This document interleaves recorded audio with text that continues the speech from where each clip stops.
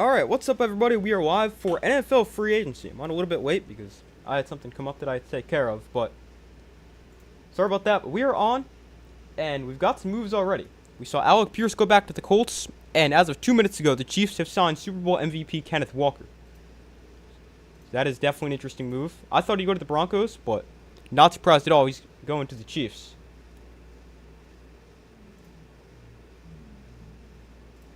But let me pull up the chat. And it should be a really fun day. The plan for me is to be live till about 4. So for about 3.5 hours. But welcome to the stream, everybody. We've got a lot going on already. And should be even more chaotic. But we saw Alec Pierce go back to the Colts for $114 million over 4 years. And now Kenneth Walker, the Super Bowl MVP, is going to Kansas City. We've also got a few other moves. The Raiders have re-signed cornerback Eric Stokes, 3 years, $30 million. Oladame Zaccheaus signed with the Falcons. And the Patriots are signing Draymond Jones, 3 years, $40 million.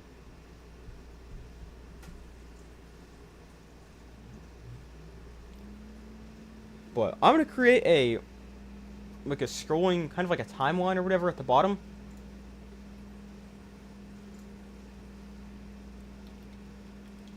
Give me 1 second to make that. Just want to try that.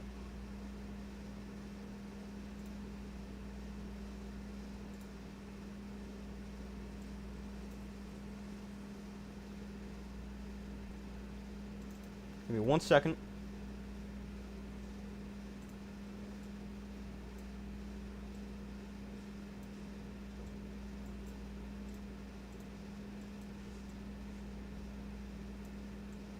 Alright, is that a good size? Hopefully.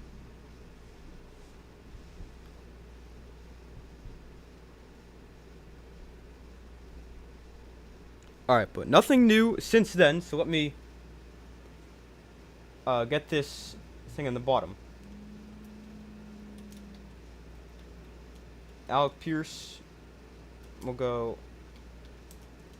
That's not what I was trying to do. That's not what I was trying to do either.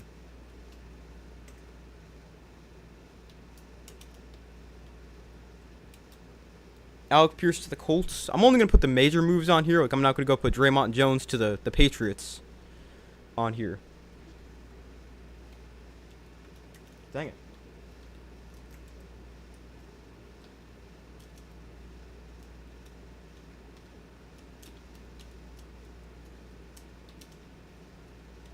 This is going to take some getting used to typing all this. Kenneth Walker.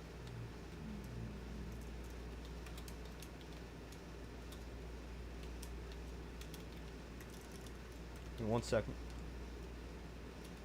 We don't know what the contract is yet for Kenneth Walker. Oh, the Buccaneers are re-signing tight end Cade Otton. Solid move for them.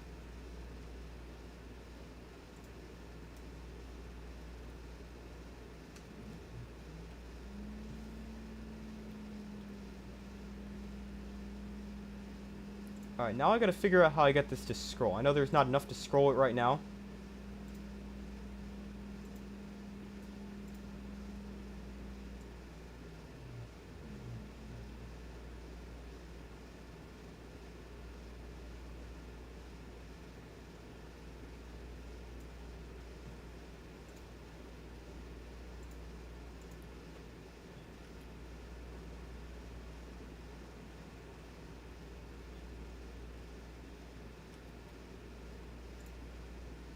Alright, give me 1 second. I should have played around with this before. Alright. But let's see what we got now. If we've got anything. We got Cade Otton back to the Buccaneers. We got Kenneth Walker to the Chiefs. I mean, that makes a ton of sense for the Chiefs. So that does probably mean they're not going to go get Jeremiah Love in the draft, because there's now, I've seen he could go earlier than the Chiefs and their pick at 8.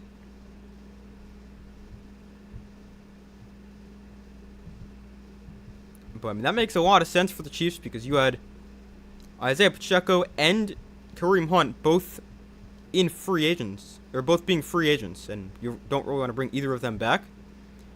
The interesting thing is for the Seahawks, though, because it never really seemed like they were that interested in bringing him back. But to me, that never made a ton of sense, because Zach Charbonnet tore his ACL in the playoffs. He'll be out for a while. And besides that, like, who is their running back? Unless they're going to go try to draft somebody. So, that's something that confuses me a little bit.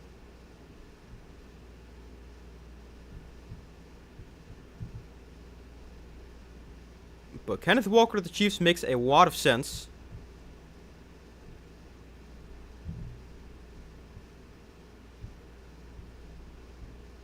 A little surprised to see the Colts get Alec Pierce back, because just didn't really seem like that was going to be a possibility, especially because they're going to end up paying Daniel Jones a lot of money. I saw earlier he declined $100 million, and he's hoping to get over $50 million a year. That is insane. Like, I don't even think he should get what he got with the Giants, which was, I think, 4 for $160. And now he's going to go get, or he's looking to go get $50 million a year?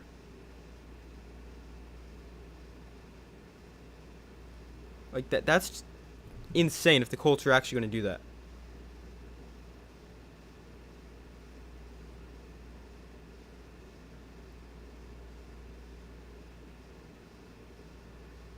I just got this notification. Apparently the Giants put an offer in for Kenneth Walker. Not really surprised. I don't like it, because I did not want Kenneth Walker. He's a good player, but I just don't like the fit with the Giants. But I'm glad to see we did not get him. Because, I mean, there's no reason to go get another player when you've got Tyrone Tracy and Cam Scadaboo. Plus, you're keeping Devin Singletary after you restructured his contract as well.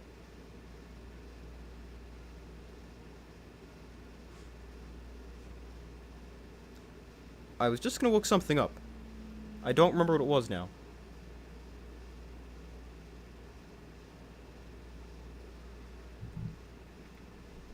I'm interested to see this money for the Chiefs and Kenneth Walker.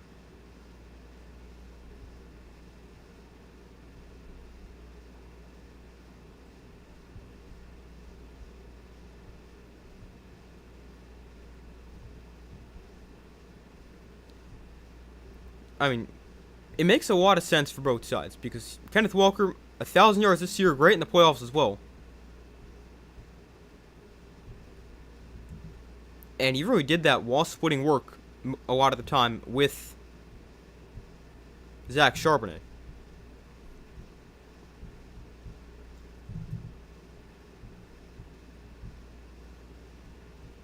Now, the Seahawks definitely are going to go get a running back, because now you've got Charbonnet, who's hurt.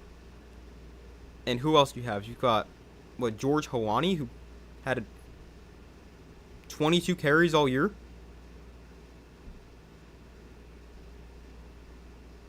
They got to go get somebody, whether that's drafting somebody in the draft, obviously. That's where you would draft a player. Or if that's signing somebody. Maybe they go get Travis Etienne, although I don't know if they really want to go get and spend money on a running back. But that's going to be interesting to see what they do, because they don't need a running back.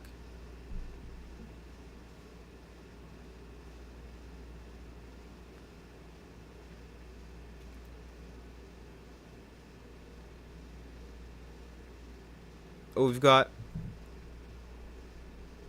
another one. We've got Chiefs cornerback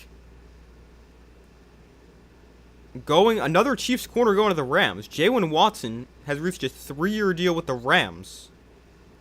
So now the Rams have two former Chief quarterbacks in Jalen Watson and Trent McDuffie, who obviously got extended last night. Was that last night or the night before? I think it was last night. But, I mean, that's another move that makes sense, because... I mean, you go out and get Trent McDuffie, that's a great pickup. But I still think they could have used another corner, and there it is. Jalen Watson has been a good player for the Chiefs. Although they now have a massive hole in that secondary. With losing Jalen Watson and Trent McDuffie.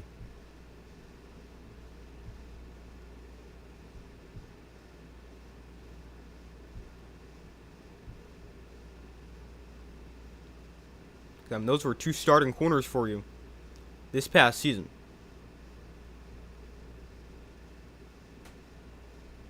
So now they definitely need corners. And, I mean, they're in a spot where they can draft a corner. Maybe they think we're not going to get Jeremiah Love at whatever they're picking, 8 or 9. So they're going to go out and take a corner in like Mansour Delane or someone like that in the draft.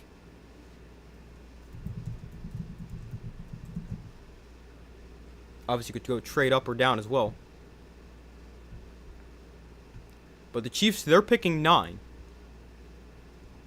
So they could think Jeremiah Love would be off the board to either the Titans or the Commanders or Saints, someone before them. And they're in a spot at number 9 where they can go take the first corner. Which definitely makes sense.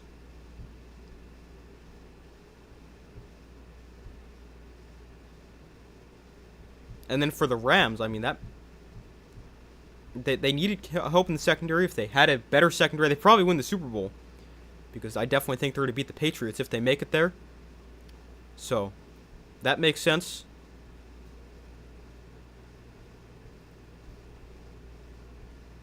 I don't know where the Rams are getting all this money from, though.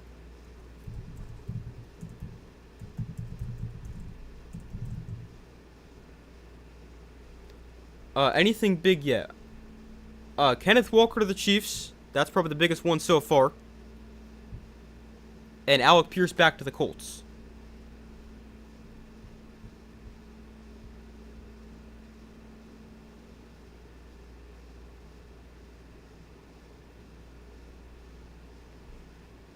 But nothing too crazy yet. Commander left tackle Laremy Tunsil has now reached an extension with the Commanders. He's getting paid 2 years, $60.2 million with the extension. So there's another move, not necessarily free agent related, but still a signing.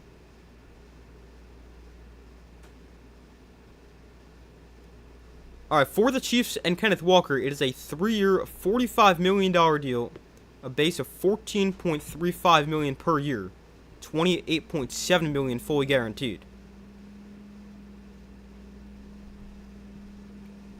So let's put that in here now.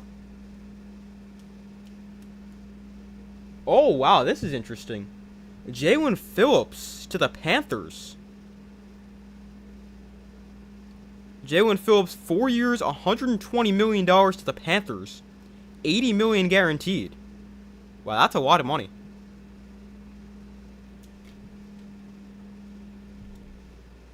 I thought he was going to go back to Philly, but the Panthers make a big move and go get Jaelan Phillips.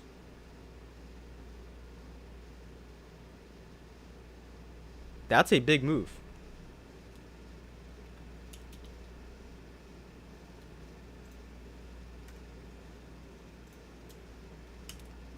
Alright, let me add these. I'm going to put Jaelan Phillips and we'll put Jalen Watson in this thing on the bottom as well.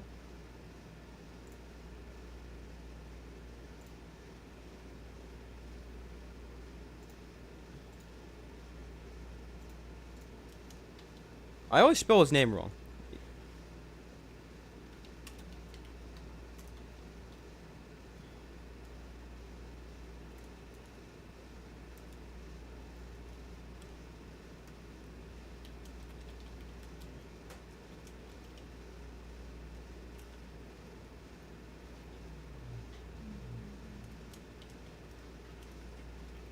So 4 years, $120 million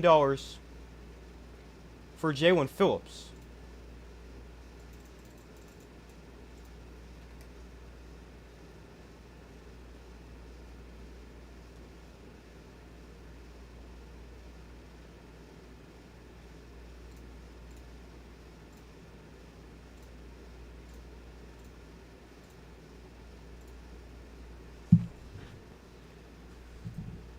to the Panthers. They make a move, help that defense. 80 million guaranteed.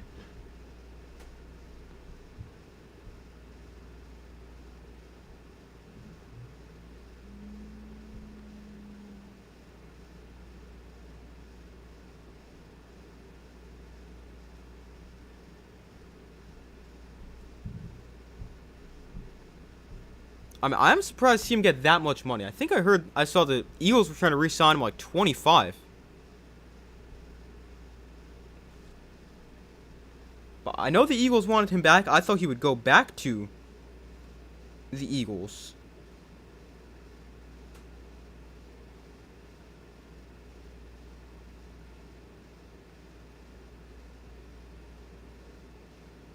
The Eagles consider Jaelan Phillips a priority free agent. And I mean, even if that's the case, they might have just said, we're not matching that. Oh, Michael Pittman being traded to the Steelers. So the Colts bring back Alec Pierce, and they move on from Michael Pittman. Wow. That's an interesting one. Michael Pittman being traded to the Steelers after Alec Pierce goes back to the Colts.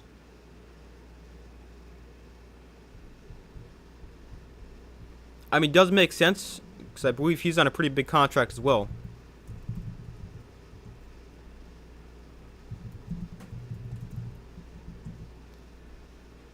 Yeah, Michael Pittman signed a 3-year, $70 million extension with the Colts a couple years ago. Things are heating up. Yeah, they sure are. Michael Pittman to the Steelers.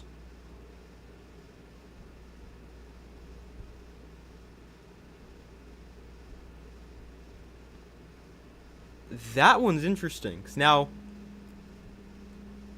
I wonder what the Steelers are giving up for that.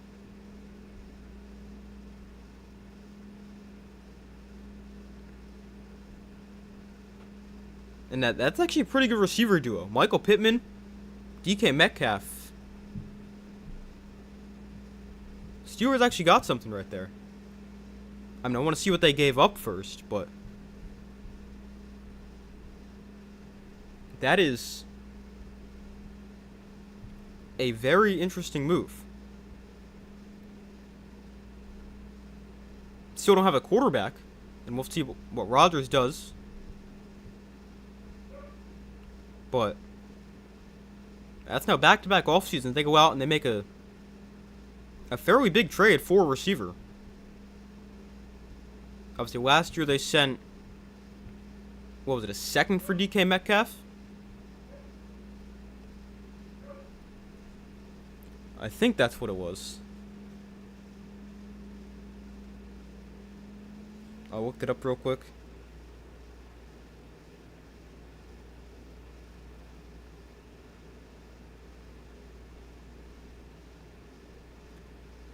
So, Pittman to the Steelers. I would think that's probably for a second as well. I think DJ Moore went for a second.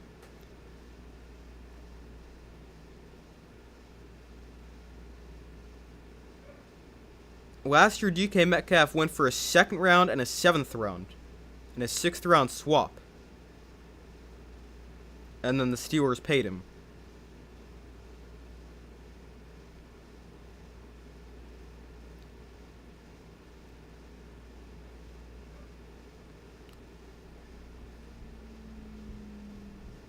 So now, this is interesting for the Colts because they brought back Alec Pierce. They move on from Michael Pittman. So now they have an opportunity to go make another pretty big move because after I saw they were bringing back Alec Pierce, I was like, oh, well, I guess they're not getting Trey Hendrickson or somebody like that. But now you create more cap space by moving on from a Michael Pittman. Then there's still the option of getting an edge rusher like a Trey Hendrickson, which they desperately need.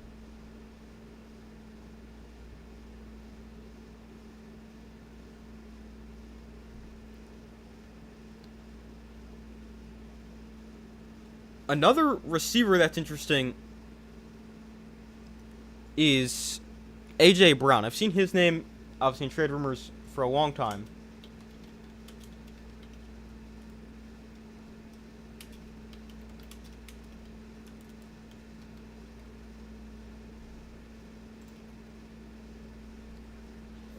But obviously, we'll have to see if that ends up happening.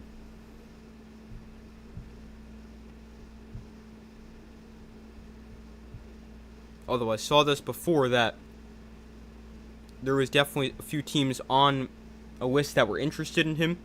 I think I saw the Patriots, Bills.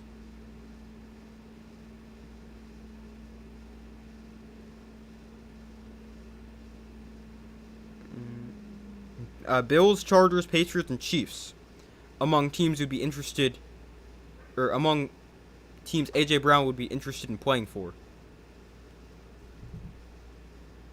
Oh, Malik Willis to the Dolphins. That, wow, 3 years, $67.5 million. Quarterback contracts are insane. Makes a lot of sense for the Dolphins and Malik Willis. I mean, the fit just, he's familiar there with the GM and now coach with Jeff Hafley. $22.5 million a year for Malik Willis. 3 years, $67.5 million, 45 guaranteed. And the Dolphins have found their quarterback. And the biggest quarterback name now off the board.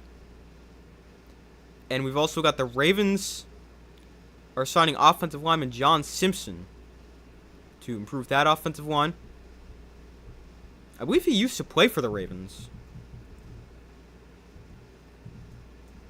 And then he went to the Jets. And now he's back with the Ravens.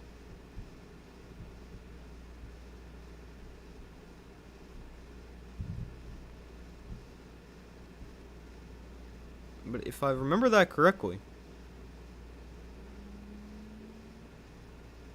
yeah, he was with the Ravens. Then he signed with the Jets, although he never really played with the Ravens. Oh, no, not true. He was a starter for them in 2023. Then with the Jets in the past couple years, and now back with the Ravens on a 3-year, $30 million deal.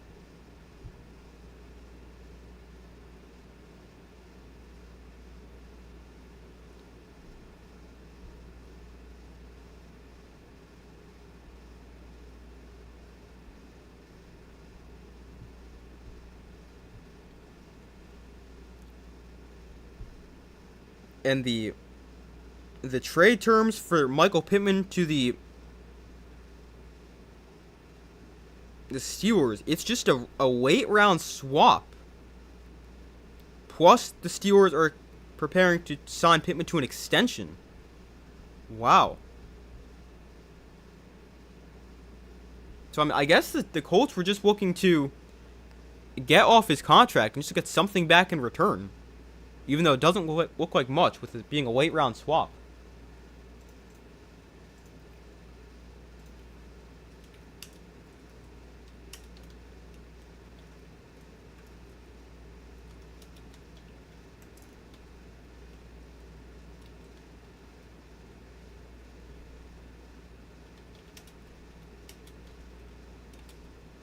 Malik Willis 67.5.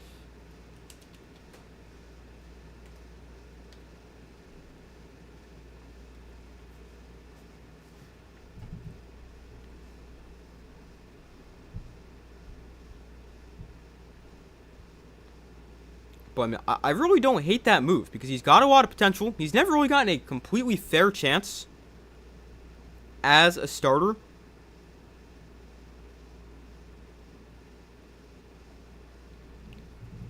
In the NFL. Because, I mean, you look at when he got drafted in, what was that, 2022, I think?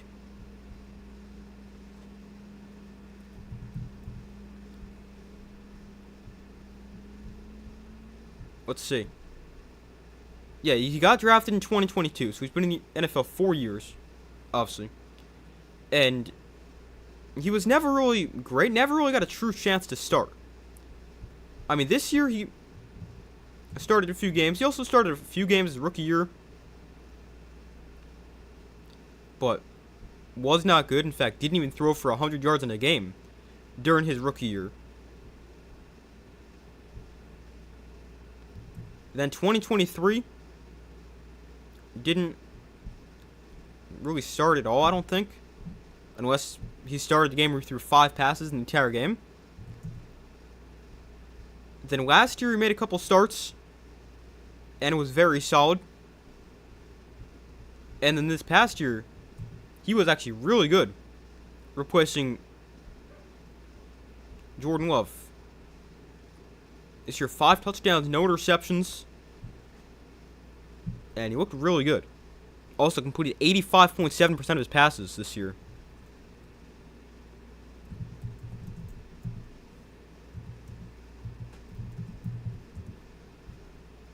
But Malik Willis, in his career, let's see, he has made probably like 5 starts. He's made 6 starts in his career. He started 3 as a rookie, none his second year, 2 last year, and then 1 this past year. And he's 3-3 in his 6 starts. So I like the move to take a chance on him. You're not paying him an insane amount of money either. Oh, Giants make a move. Isaiah Likely. Isaiah Likely to the Giants. 3 years, $40 million.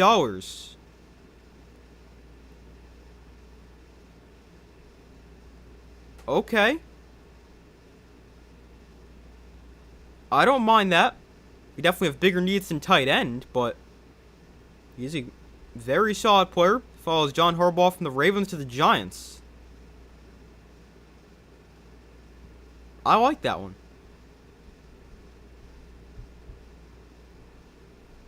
So Isaiah Likely to the Giants.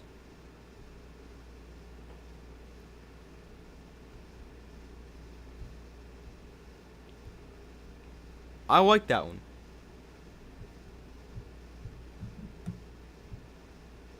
Hopefully we do other stuff too besides just that.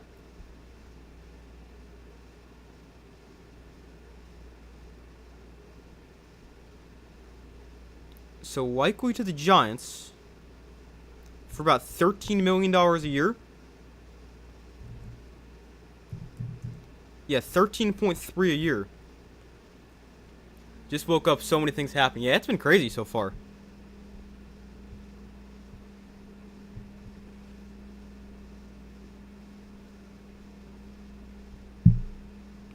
All this has happened in just an hour.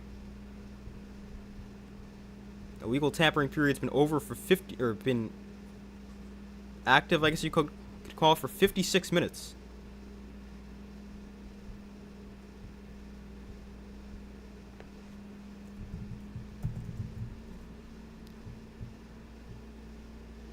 Likely's a good move for the Giants. Yeah, I'd agree. I mean, got bigger holes than tight end, but he has been a good player for the Ravens. I mean, hasn't necessarily been that tight end 1 with Mark Andrews there, but I think it makes sense.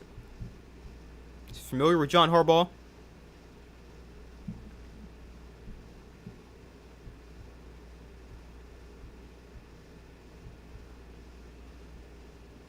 So I like that one.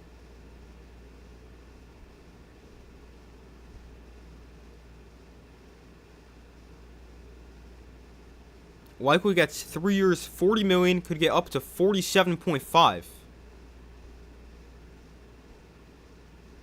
Okay. I don't mind that.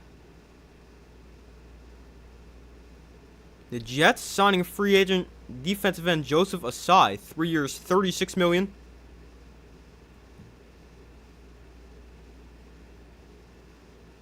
More surprised with that Pierce extension. Yeah, I was kind of surprised to see the Colts bring him back as well. But, I mean, now that they're trading Michael Pittman to the Steelers, that makes a lot more sense.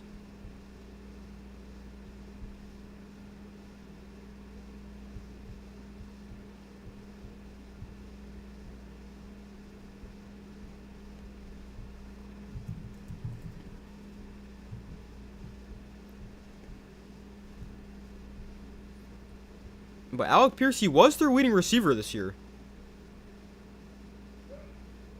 1,003 yards, and Tyler Warren they've got as well. Michael Pittman was their third leading receiver. Averaged 46 yards a game. With 784 receiving yards.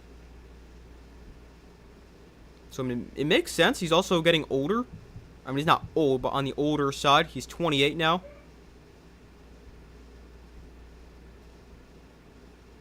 And they've got Josh Downs as well, who's still fairly young. I'm only 566 yards, but I like him a lot. I mean, he's been a very good slot receiver for them, so.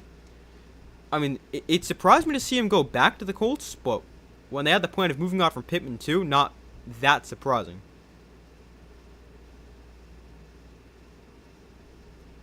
Falcons are getting Tua. Is that official yet? I saw they were interested in him.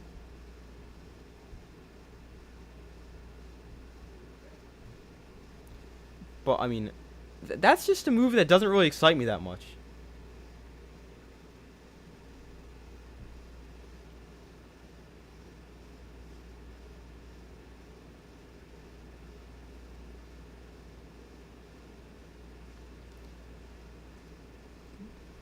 Because nothing confirmed yet. Malik Willis, 3 years.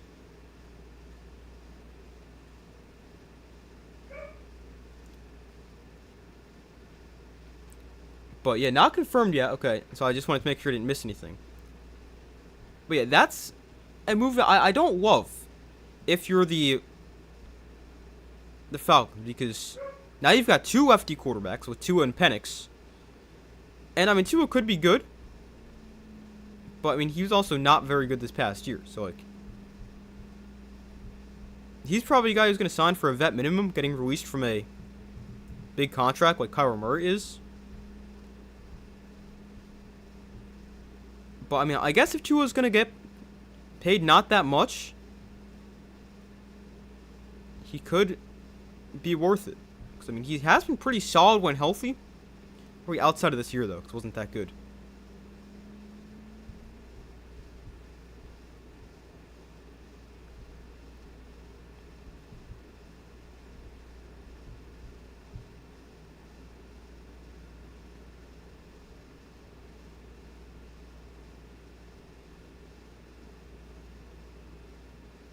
The Jets with a couple pass rushers are signing now. Joseph Osai from the Bengals to 3 years, $36 million. And Kingsley, I'm not sure how to say his name, and Gabare from the Packers to the Jets in a 1-year, $10 million deal.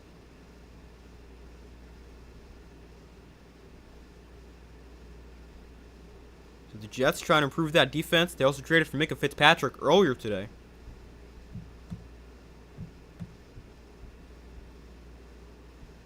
So I mean, it makes sense because it's hard to get much worse.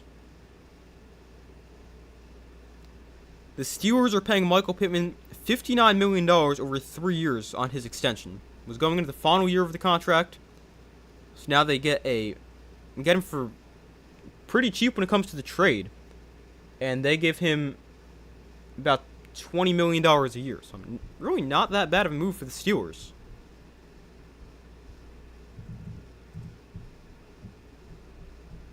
Let me see if I can find the exact details.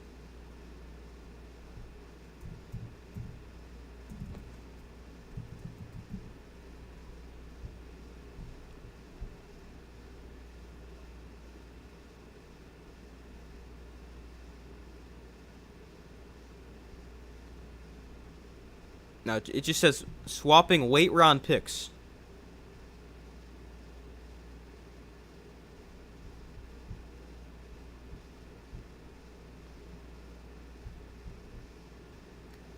League minimum, I would think, unless they work something out with Atlanta to eat some of the salary to take it off their hands for Tua.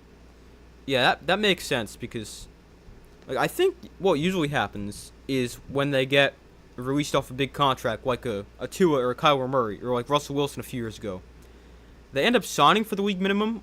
I'm not exactly sure why. 1 second.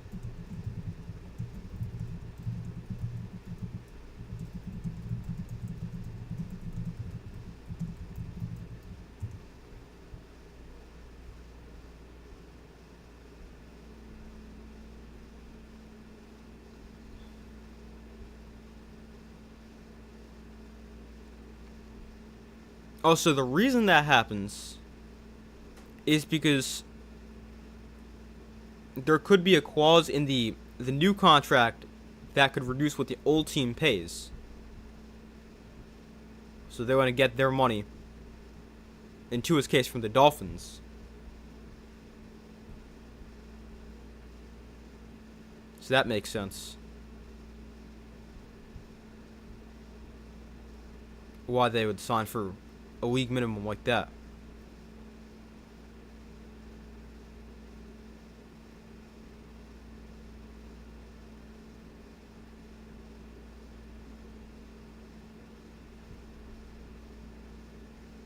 Alright, so the Giants were one of the teams in the mix trading for Michael Pittman. Obviously they didn't end up doing it, but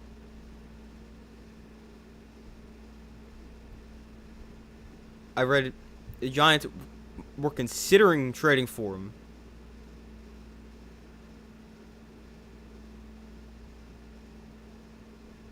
I would not have minded that. Because the Giants need a receiver. They're not going to get Wan'Dale Robinson back, who I'm honestly surprised not signed with the Titans yet.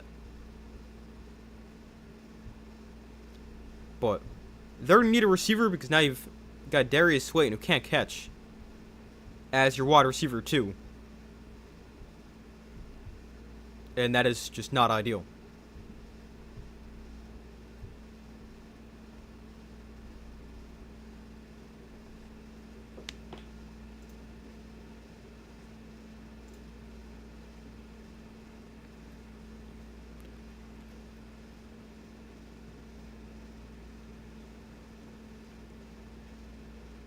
I'm only putting the like huge moves on this scrolling thing on the bottom. But that way I don't have to write down like every one. But I'm sure I'll move that and like change it up when we need more space, because there's only a limited amount of space they give you to type down there.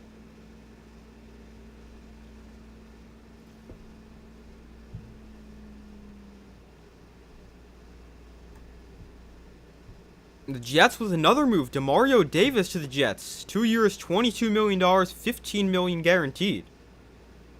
Well, the Jets are really trying to fix that defense. A couple edge rushers. They traded for Minka earlier. And now Demario Davis.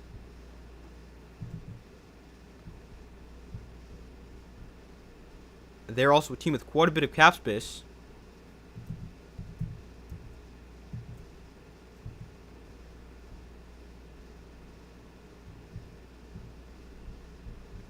But they go get Demario Davis, who's obviously getting older. He's 37.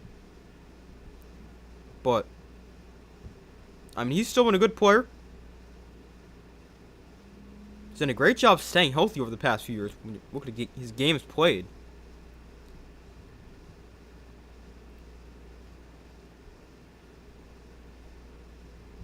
But still a good player. This past year, 143 tackles.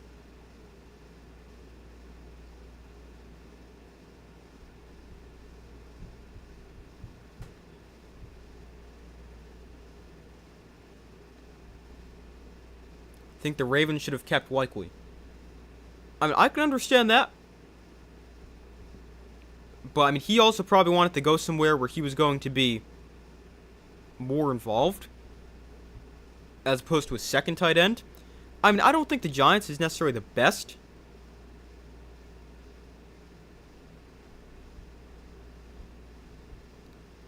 spot for him to do that like that. But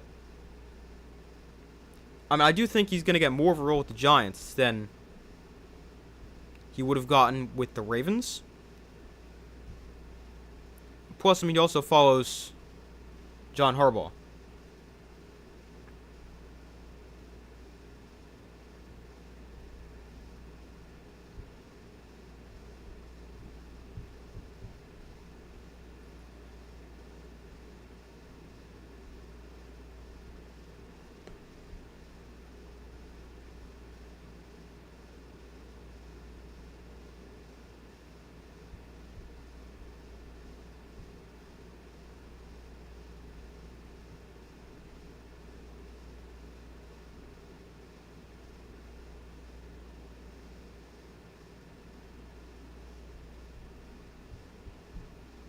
I just saw this. Dolphins, obviously, we know they're releasing two of them. They're taking on $99 million in dead money by cutting, which is insane. It's a lot of money to get rid of somebody.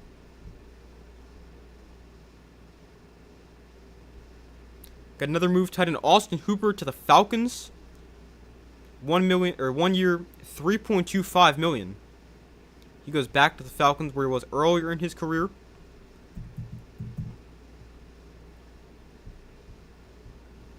I mean, that's not a crazy move or anything, but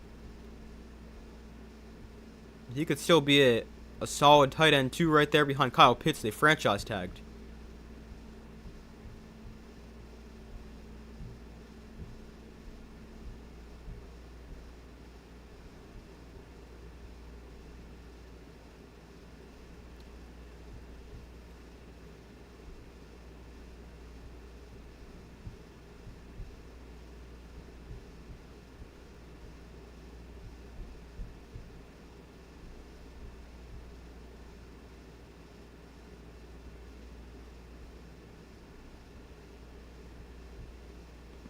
The Cowboys also traded for Rashawn Gary earlier, a 4th rounder. It really makes no sense because the Packers, they were just going to cut him, and instead the Cowboys go give him a 4th round pick, which is just classic Jerry Jones, doing stuff that makes no sense.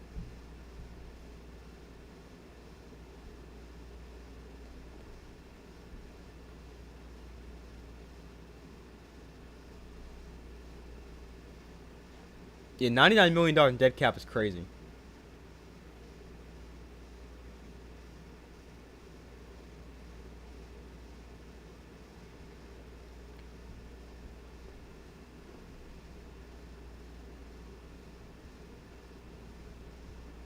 But that's also what happens when you give a quarterback who's not elite quarterback money.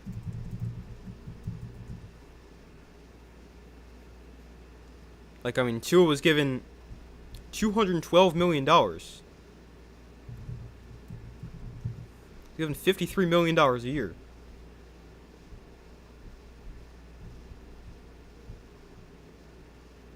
Packers and Cowboys just love trading with each other. Yeah, that's true.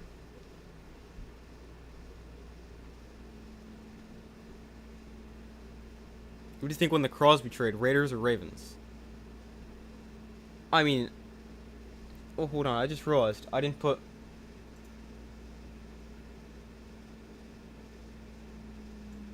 Oh, 1 second. I'll get back to that in 1 second. I just gotta get rid of the money down here because we're already running out of space.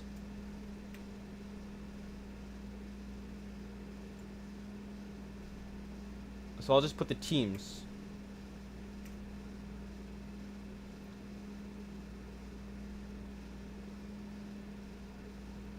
One second. And then I'll get back to that.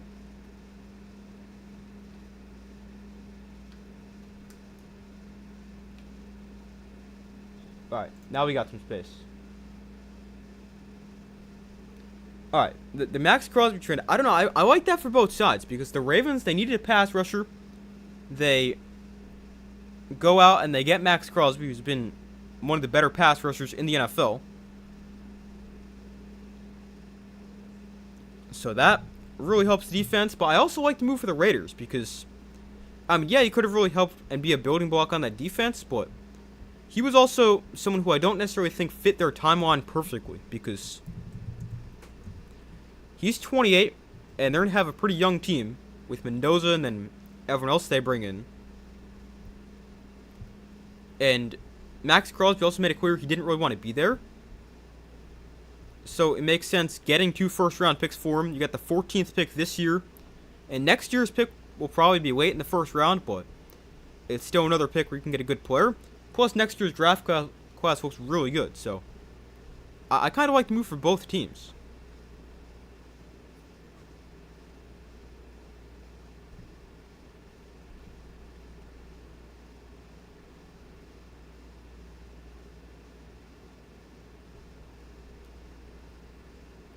Kenneth Gainwell to the Buccaneers, 2 years, $14 million. Was pretty good with the Steelers this past year. So I wouldn't be shocked if they're another team that is and now looking for another running back.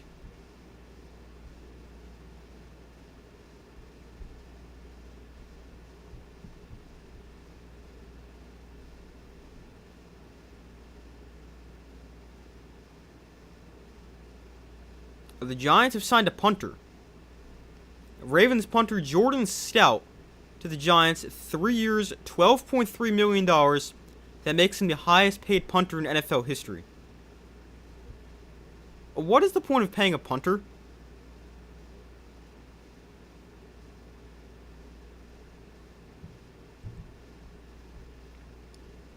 I mean, it's only $4 million a year, but a punter? Like, I don't even think the Giants cut Jamie Gillen.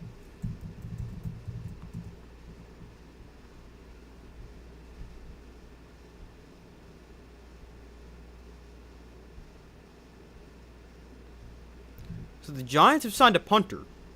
I can't really say I saw that one coming. But they signed the punter to the NFL's highest paid contract. 3 years, $12.3 million. Getting paid $4 million a year.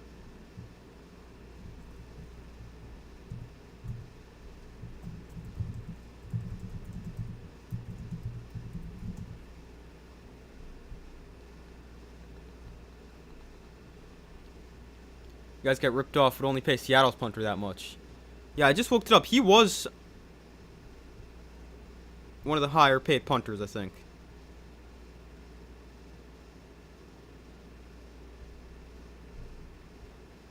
But I mean, I don't really know if this guy's that great, but I don't really think you need to be signing an elite punter.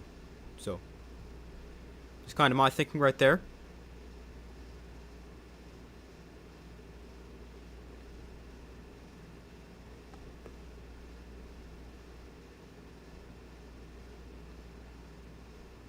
Lions linebacker Alex Anzalone to the Buccaneers, 2 years, $17 million. That's a smart move. Buccaneers need help at linebacker. Anzalone's been pretty solid. And the Patriots also signing Bills fullback Reggie Gilliam, 3 years, up to $12 million, $6 million guaranteed. So he goes from one AFC East team to another.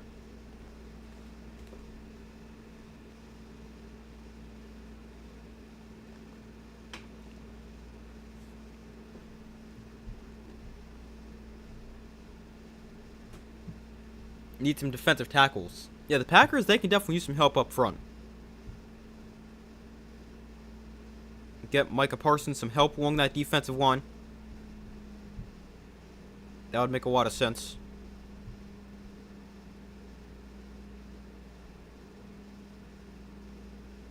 Oh, we've got another punter signing. The Saints are signing former Viking punter Ryan Wright to a 4-year, $14 million contract. $8 million guaranteed. That's $3.5 per year for a punter.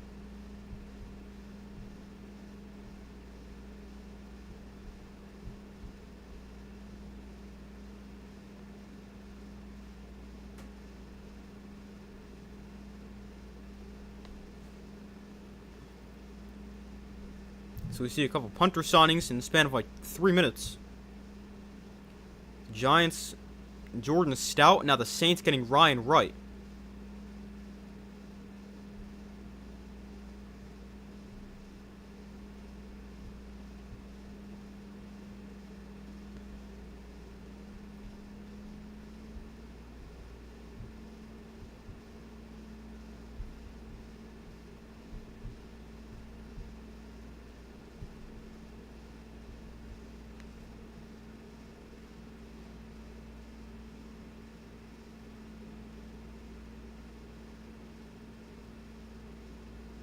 Give me 1 second. Just trying to make sure I haven't missed anything.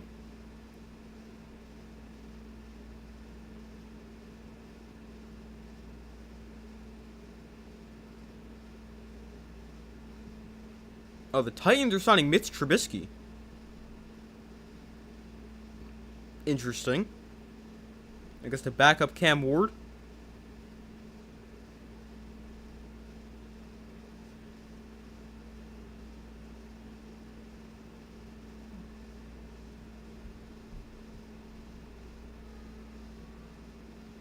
So now the Bills need a new backup quarterback after Mitch Trubisky's been their backup the past few years.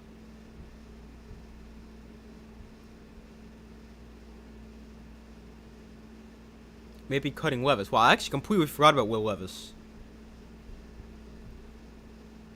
But yeah, they can definitely cut him. I mean, he got hurt this past year and missed the whole year. Who even was their backup quarterback?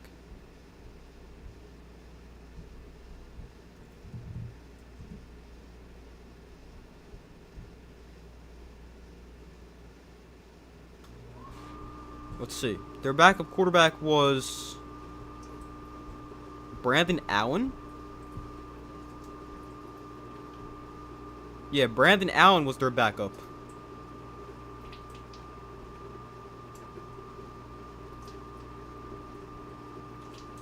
Yeah, that makes a lot of sense. Don't move on from Will Levis.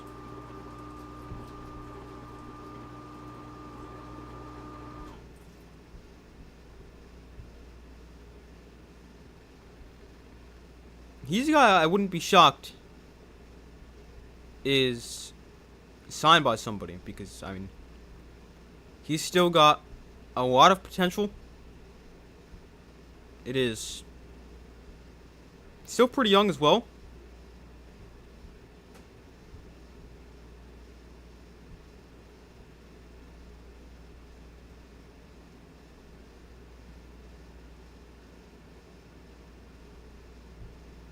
So I wouldn't be shocked if somebody takes another chance on Will Levis, whether that's trading a late round pick for him or just signing him if he ends up cut.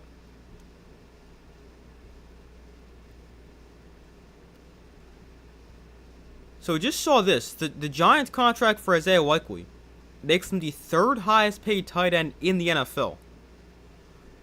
That's probably going to be behind who? Kittle and Kelsey?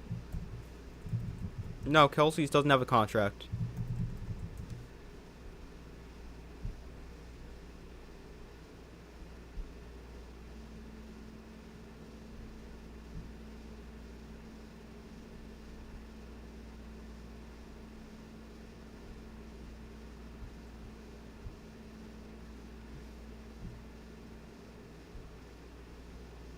Let's see. Based on average, Trey McBride. So, I mean, think about that. I don't love giving him a contract that makes him the third highest paid tight end. But I do think it'll help.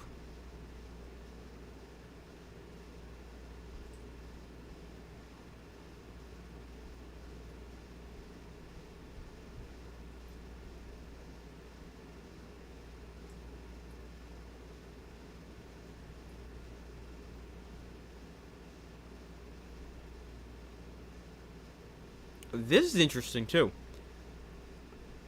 I saw this before, but kind of forgot about it until I saw it again. Alec Pierce turned down more money from other teams to stay with the Colts. Apparently, the Raiders, Chargers, 49ers, and Patriots all offered him more money, meaning more than $29 million a year. But Alec Pierce decided to stay with the Colts.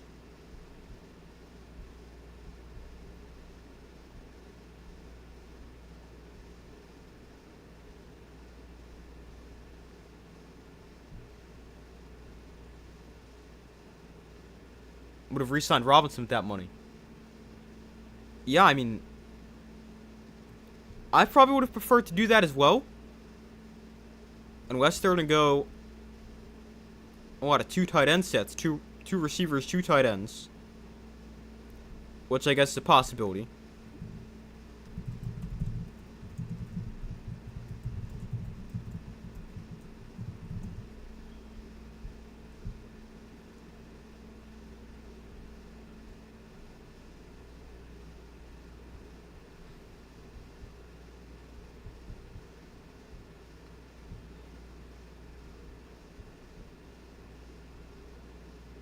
Which, the Ravens, they did do that quite a bit.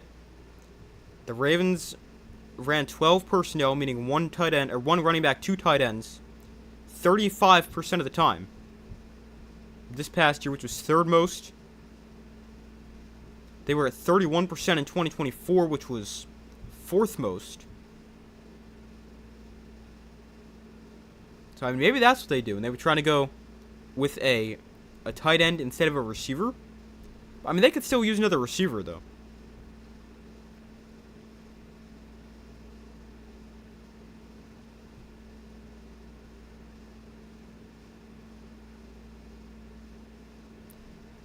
We got the Bears signing a safety, Kobe Bryant, from the Seahawks. So that means the Bears not going to bring back one of Jaquan Brisker or Kevin Byard, or potentially both, now that they're going to make a signing at safety.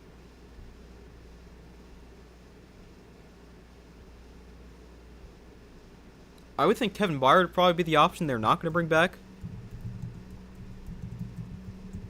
considering he is 32, but still a solid player. So, I mean, they could always bring him back, but now not going to have both.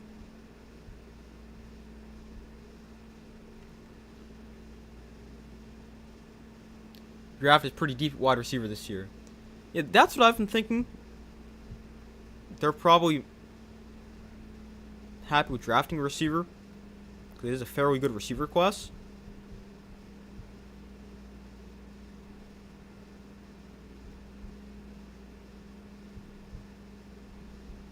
So that's definitely a possibility.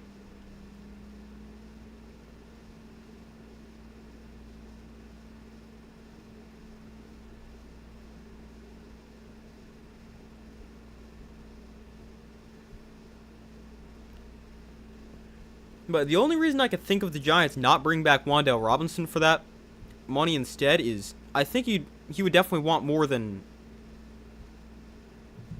$11 or $12 million a year, whatever that is.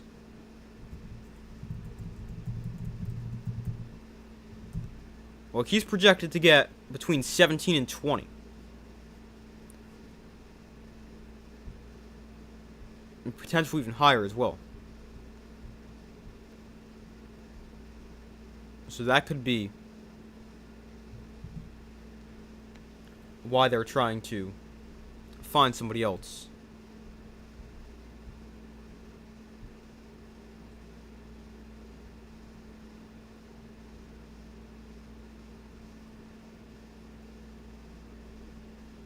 Hope we sign at least a kicker. Oh, the Packers need a kicker? I don't even remember that.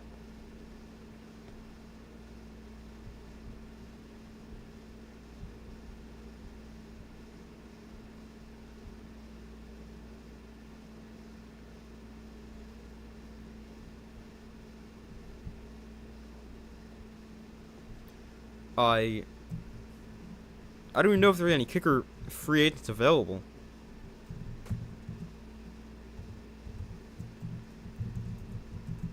Obviously, there is some kickers available. Any good kickers?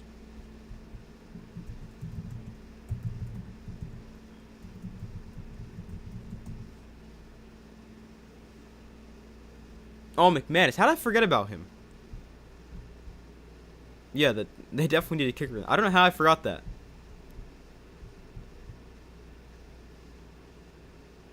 He's pretty much awful last season. Yeah.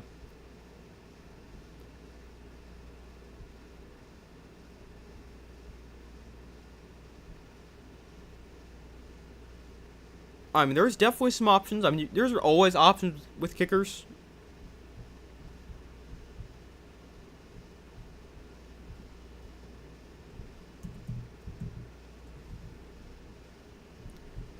But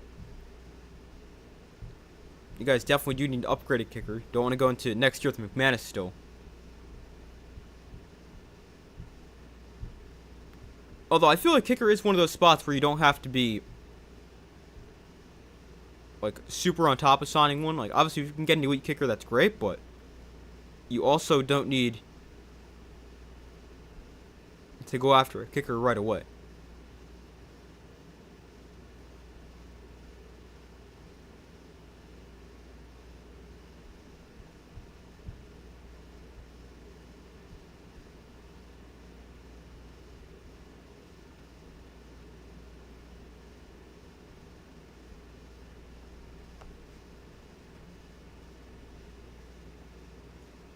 Oh, we got another punter. Another punter getting signed.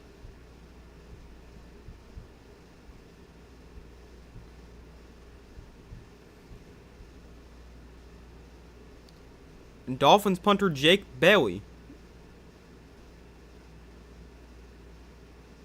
It doesn't say where. The Schefter just says he's signing a 3-year, $9 million deal. With who?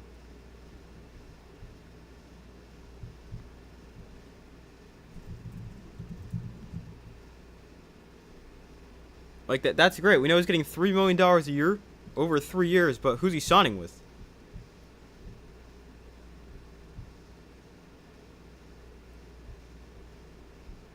Getting $5 million guaranteed. Didn't think we'd see so many punters get signed.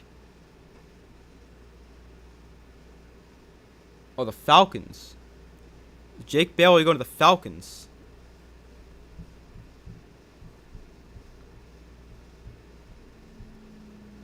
Makes sense with their punter Bradley Pinion being a free agent.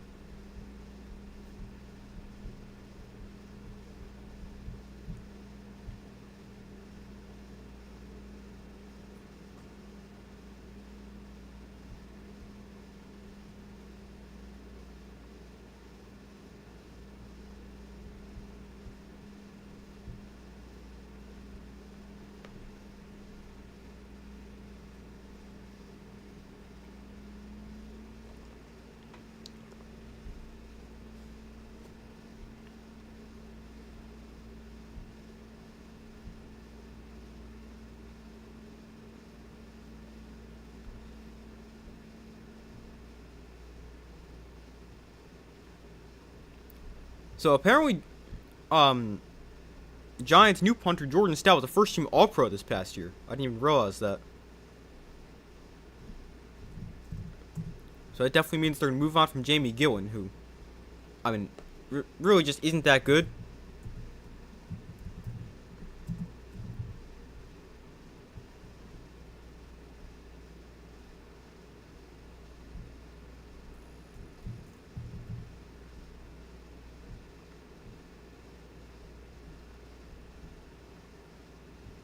Jordan Stout, this past year, was 5th in the NFL with a 50.1 average.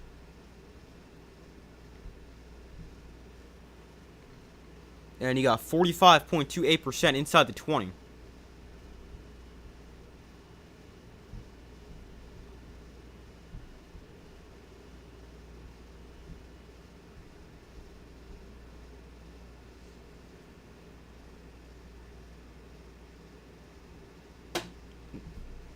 Apparently the Jets with another defensive signing.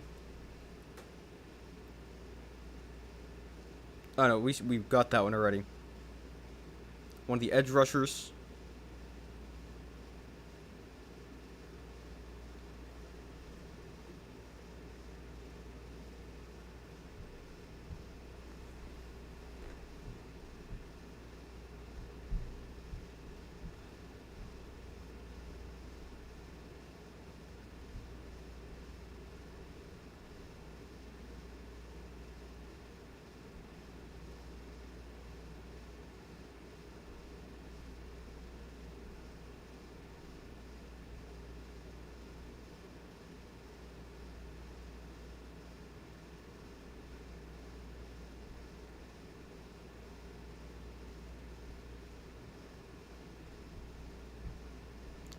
Still would like to see the Giants go sign a lineman, whether that's bringing back Jermaine Illuminor or going in and signing a guard or a center like Linderbaum or Elijah Vera Tucker, or I've seen Wyatt Teller get thrown around as well.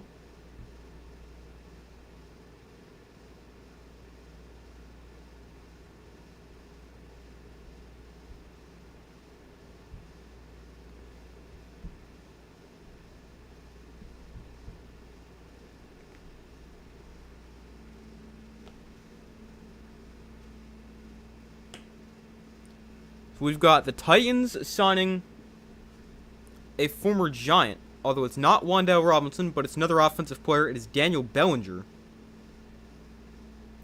the tight end. And that makes a lot of sense, though. The Giants obviously not going to bring him back now that they just signed Isaiah Likely. So he goes and reunites with Brian Dable.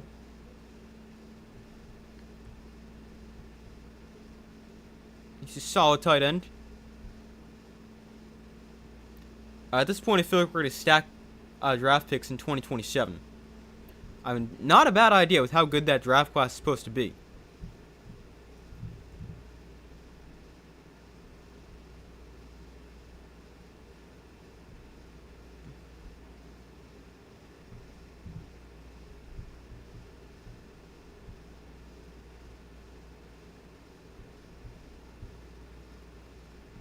So that doesn't sound like the worst thing. How much Kobe Bryant signed for? I haven't found that yet.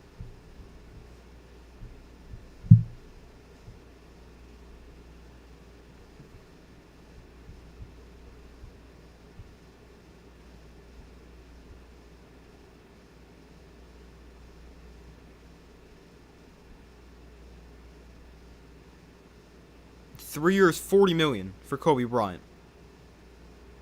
So he got like the exact same thing that Isaiah Likely got, even though two different positions.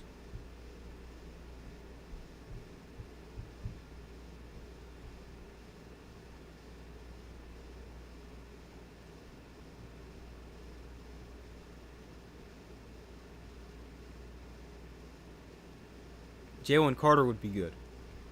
Yeah, I did read the Eagles are interested in trading him.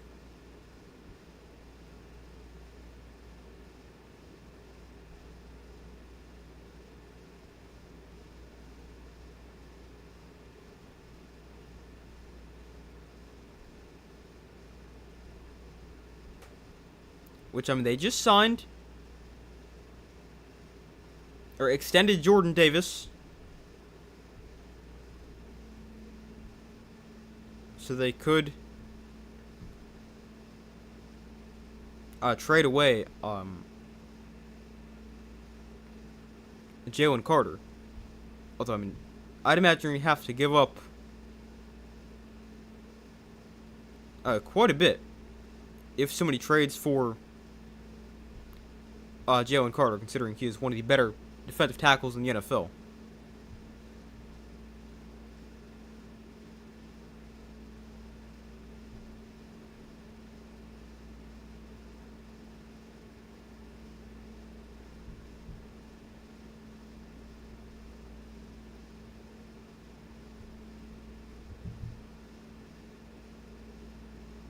I think it would be second and third round picks. Yeah, I mean, I don't know. It could be. I could also see him going for a first.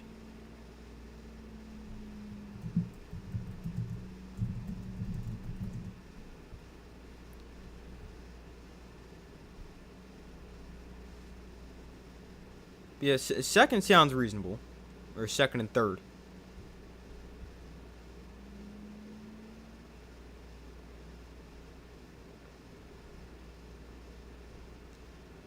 Super Bowl tax hitting Seattle hard.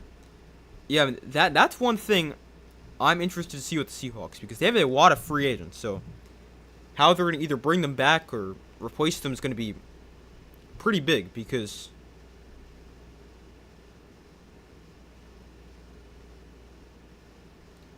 obviously a lot of them ended up playing very big roles in their run to win the Super Bowl.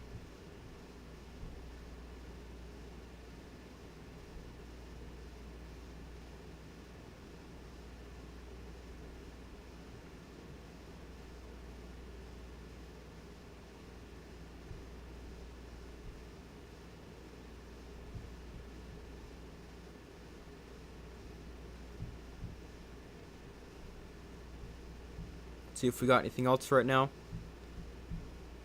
Nothing over the past few minutes.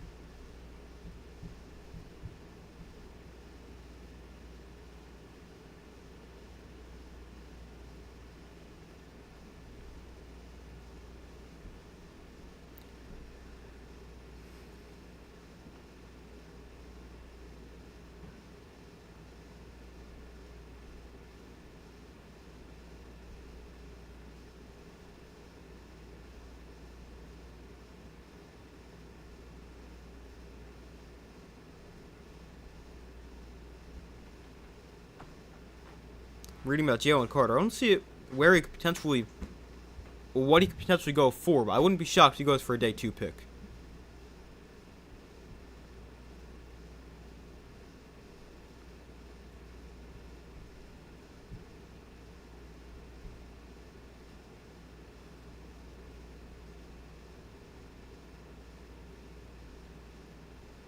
But I've read here, the Packers are one of the teams potentially trying to trade for him. And they've also given the Giants a call for Dexter Lawrence.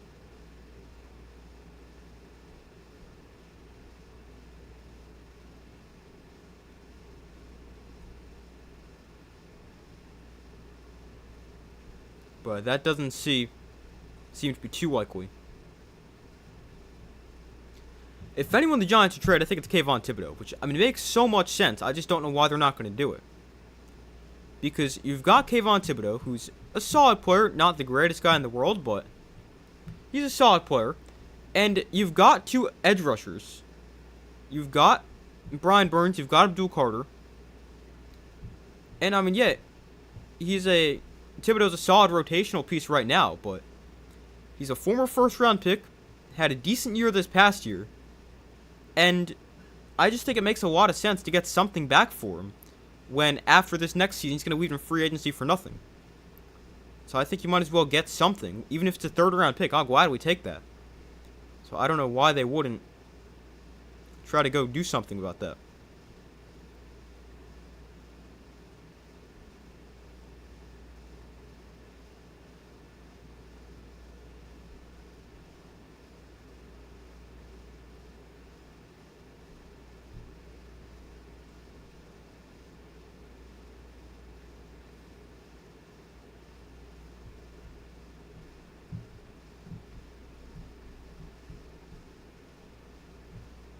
I heard the Niners might make a play for Carter. Yeah, they can definitely use somebody along that defensive line because, 1, they got to stay healthy. But, 2, I mean, you've got Nick Bosa, who's great when healthy. 1st-round pick from this past year, Micah Williams tore his ACL as well. But, if they can get somebody on the interior there, that could be good. Especially if it's somebody as good as Jalen Carter.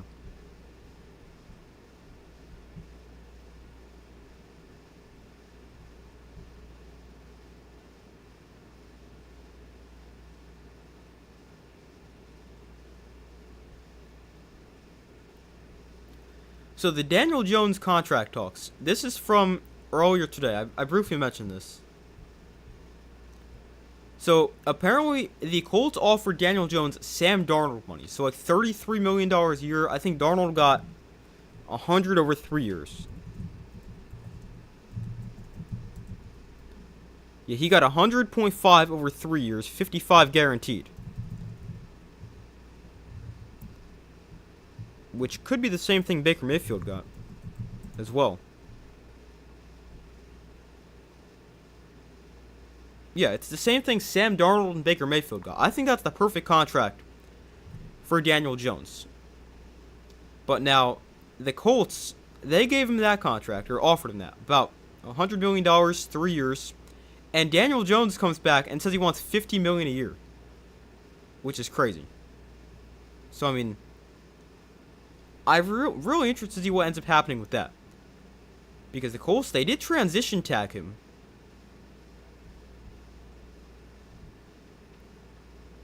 But I think that still allows, I forgot what the exact definition of it.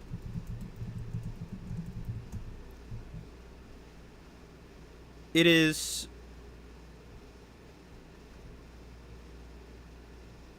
it allows the Colts to have the option to match any contract Daniel Jones gets, so he can still negotiate with other teams.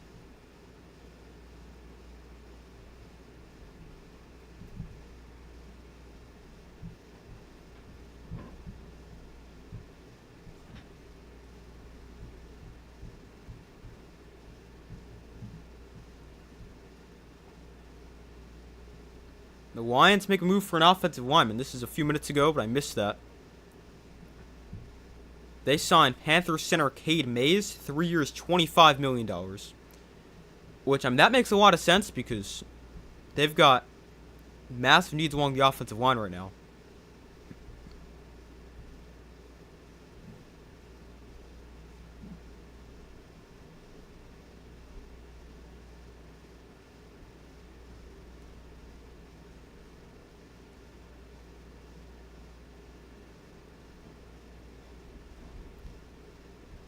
But getting a center like that, Cade Mays, is, pretty solid. Good player for the Panthers. And now the Lions get him at 3 years, $25 million. I heard Seattle's interested in Kayvon, but they could wait until in-season next year. Kind of like how they got Shaheed on a rental. Yeah, that makes sense. Oh, Linderbaum. Tyler Linderbaum to the Raiders.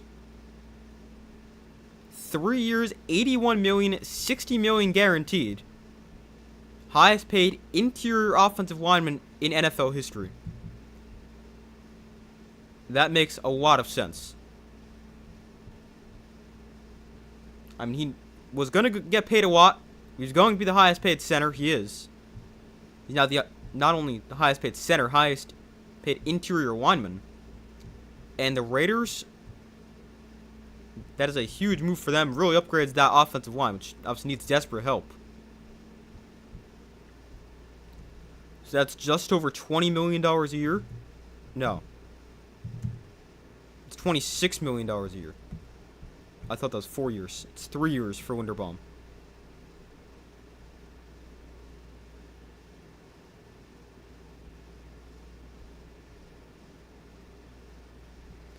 Alright, let's put Linderbaum down here as well.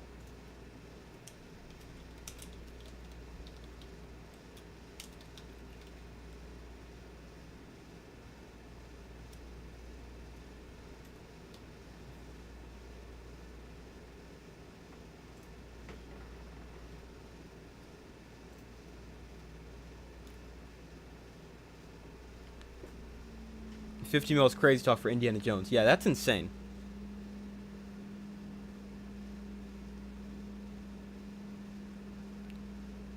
Well, the Cardinals signing a running back, Tyler Algier, from the Falcons. 2 years, $12.25 million. I kind of like that because the Cardinals, they've got James Conner. Obviously, you don't know what's going to happen with him.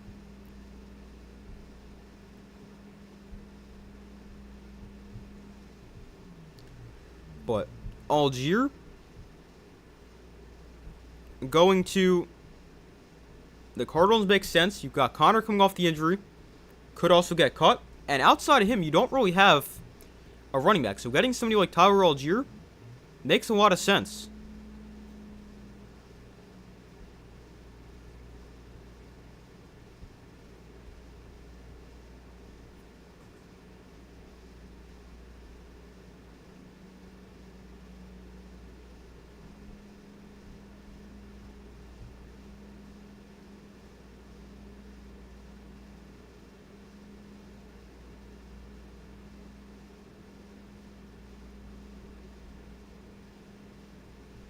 But the Ravens losing some key players here. They lost Isaiah Likely. They've lost their punter.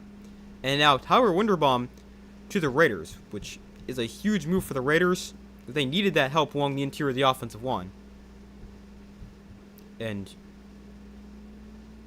you got one of the better centers in the NFL. And I think he's probably the best available free agent.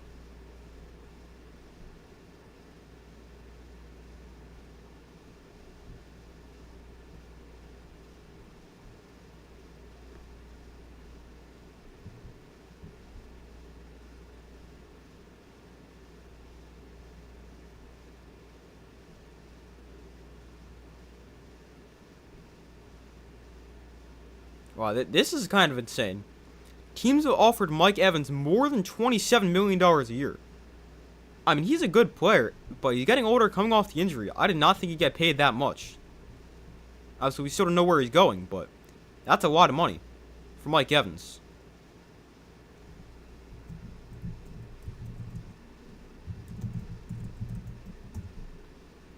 He was on a contract for $41 million and getting paid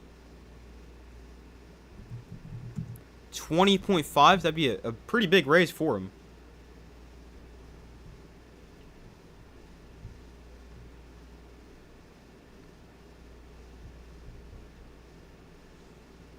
The Rams? What did the Rams do?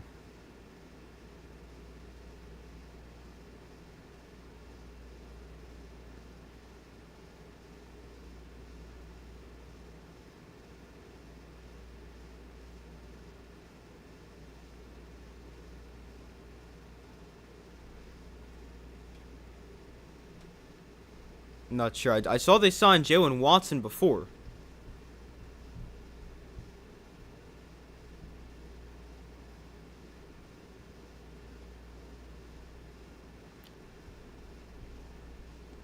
But, so the Ravens with Tyler Linderbaum, they were willing to re-sign him, and then apparently they made a strong offer for him early, but they didn't want to give him 3 years.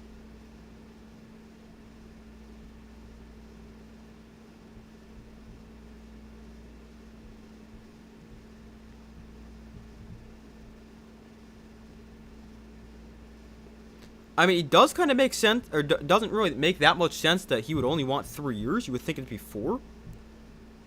But, I mean, he's only 25. Maybe he wants to get another big contract after this one's up when he's 28. That could make sense, too.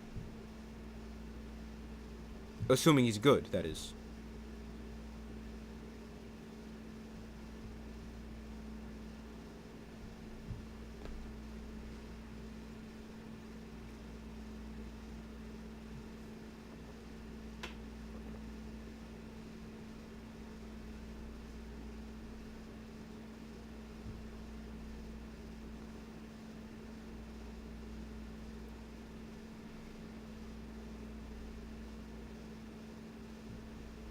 Oh, I didn't even realize this until I just saw this tweet. The Raiders traded Max Crosby to the Ravens, and now the Raiders take Tyler Linderbaum from the Ravens in free agency.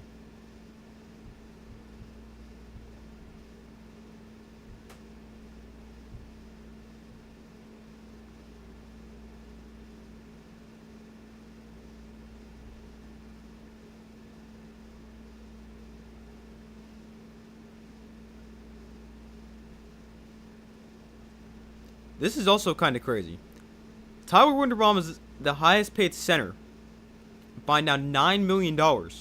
Creed Humphrey was the previous highest paid center at $18 million.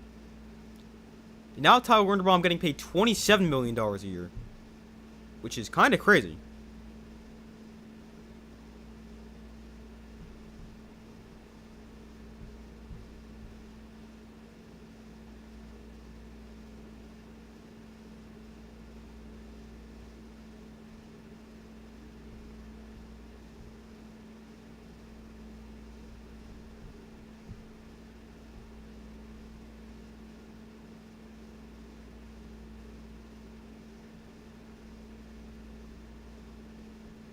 I don't know how I saw this one before. Tyler Algier to the Cardinals. What did I see that from?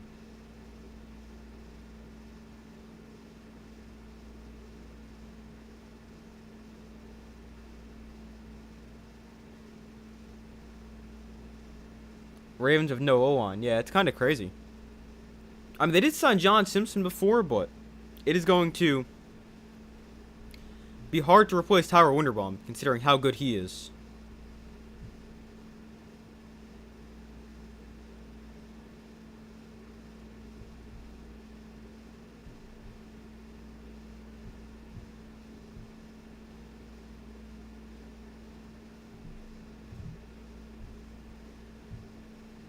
But I mean, that is definitely a need for the Ravens because they already weren't the greatest offensive line, and now you lose probably your best lineman.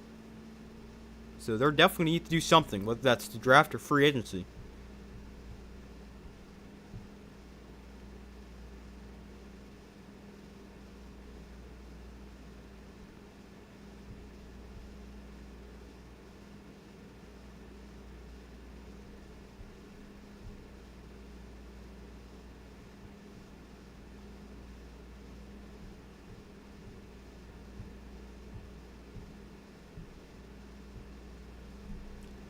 What is Cleveland doing?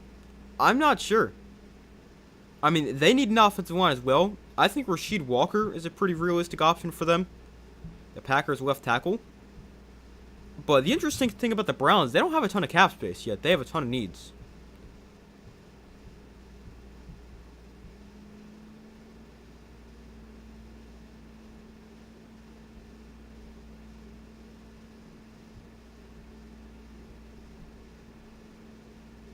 Cleveland's a mess. Yeah, they really are. I mean, they've always messed something up. Just the Browns.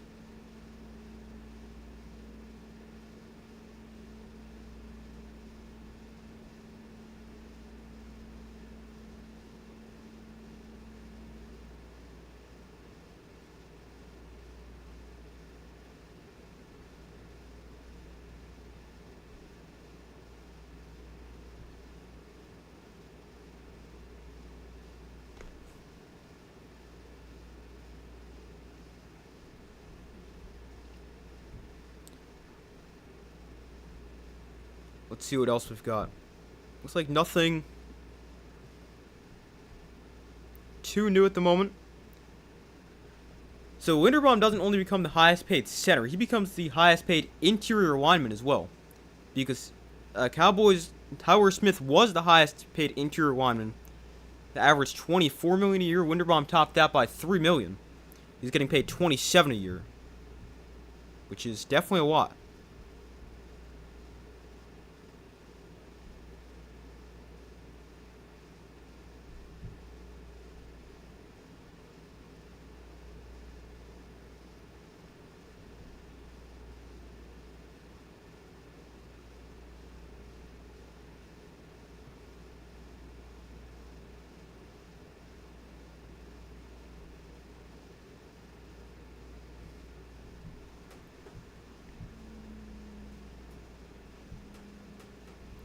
Still looking for the Giants to re-sign Jermaine Illuminor. Hopefully that ends up happening sometime soon.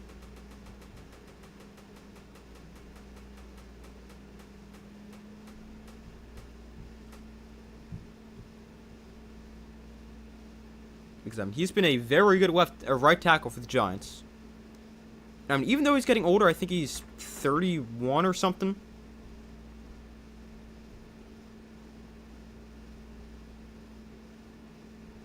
I still really think it's a good idea to bring him back.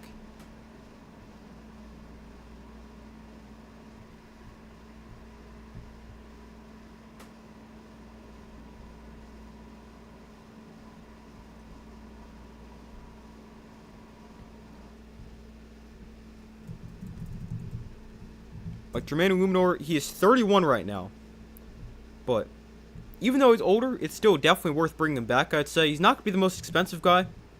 He's not going to be super cheap either, but it is definitely worth bringing him back for the Giants because I feel like for the first time in a long time, the Giants' offensive line wasn't a weakness this past year.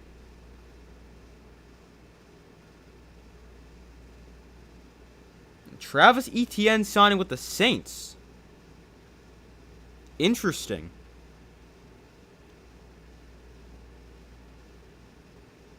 It says back close to home, so I guess Etienne from that area. He went to Clemson.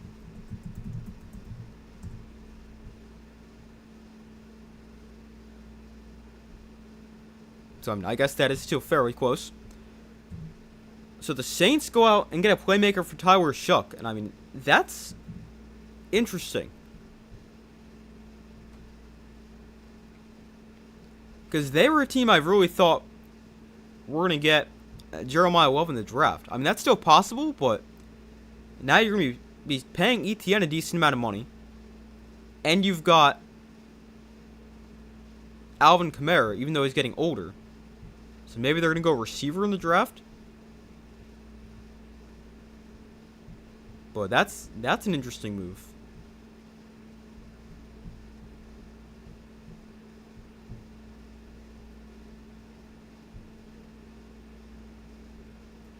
Titans might draft Jeremiah Love. Yeah, they really might.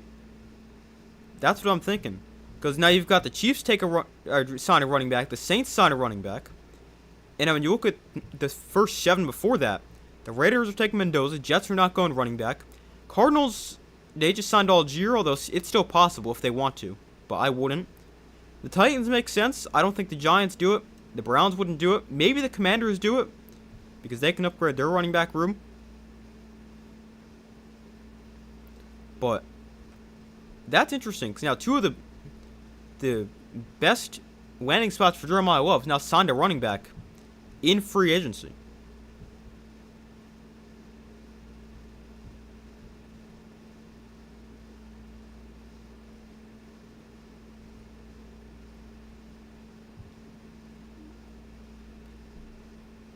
So ETN goes to the Saints, and he's from Louisiana, and apparently that was something that was important to him, according to Schefter.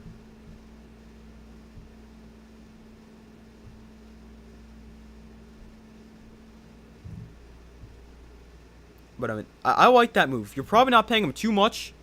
I think Algier got $6 million a year.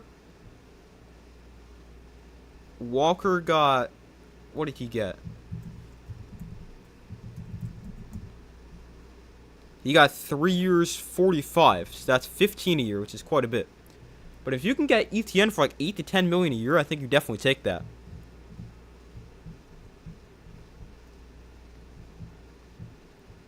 Especially because the Saints just really need playmakers for Tyler Shuck.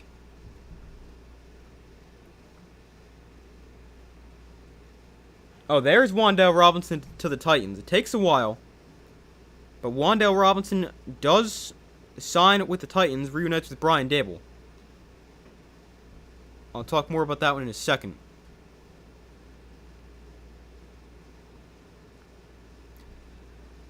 But the Saints with ETN makes a lot of sense too.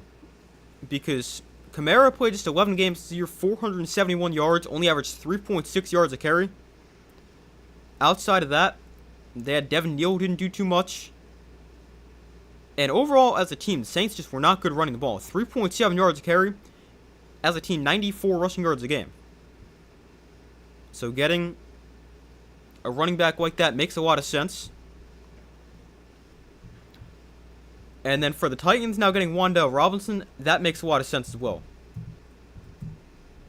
Because they had like no receivers.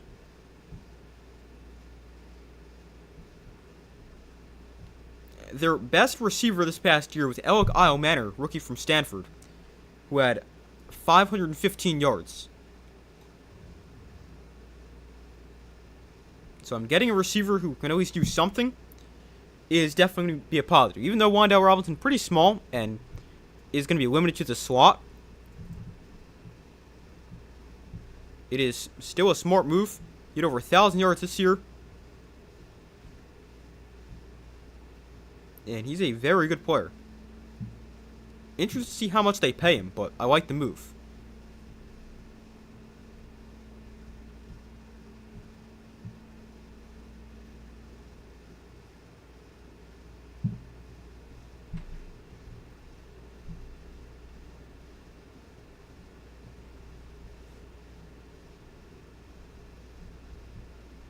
Alright, but I'm going to go take a quick break.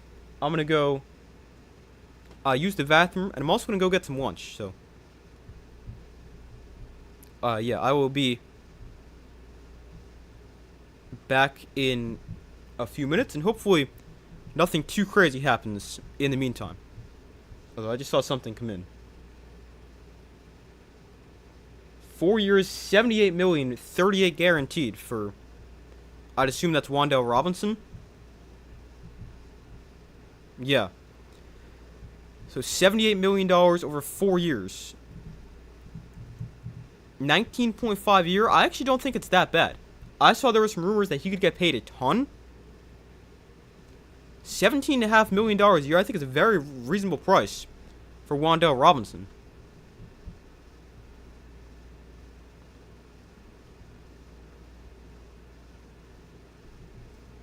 So, that makes a lot of sense. And you're also not giving him a ton of money like you could have had to do.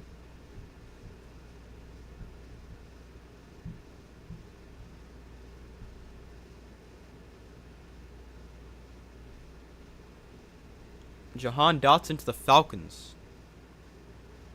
That's a solid move. They have released what's his name? Darnell Mooney.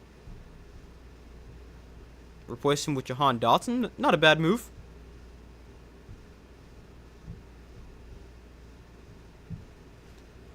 But yeah, I'm gonna be right back. Jahan Dotson, 2 years, 15 million, 10 million guaranteed. But yeah, I'll be back. Gonna go get some lunch and use the bathroom. So I'll be back in probably a few minutes.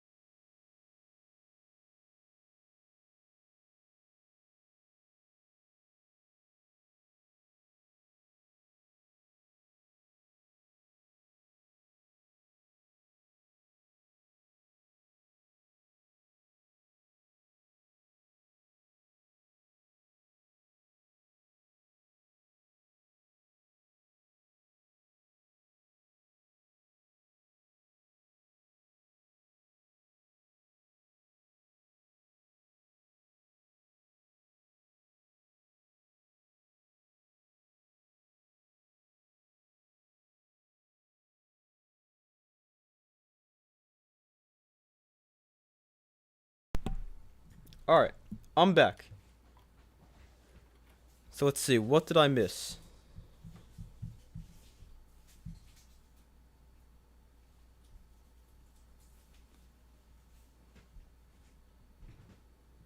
We got the Saints signing Bills.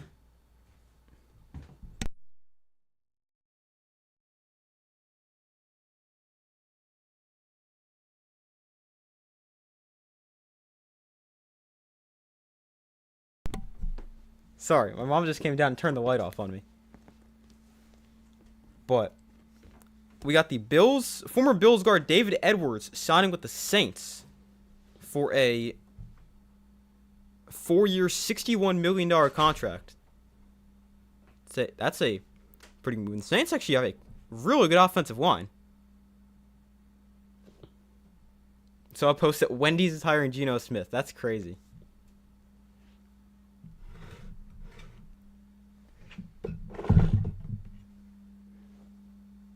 Former Patriots defensive lineman Tonga to the Chiefs. That makes sense. You've got you could definitely use some help along the defensive line for the Chiefs.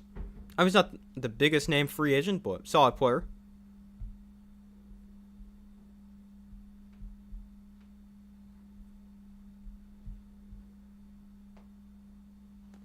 But the Saints make two pretty big moves. You get David Edwards. I'm looking at, it says Bills and right next to Edwards. I'm calling him Billy Edwards. No, David Edwards to the Saints, and you also get ETN to the Saints. And the Saints actually have a pretty good offensive line. You got Kelvin Banks and Talisa Fuaga, two really young tackles. Now you've got Edwards at guard. And you've also got Eric McCoy and Cesar Ruiz still. So that's a pretty good offensive line. You just need some receivers. I mean, this offense really isn't that bad. But I mean, I actually kind of like the way they're going to do that. Build from the offensive line out. You see a lot of teams do it the other way around. And you go,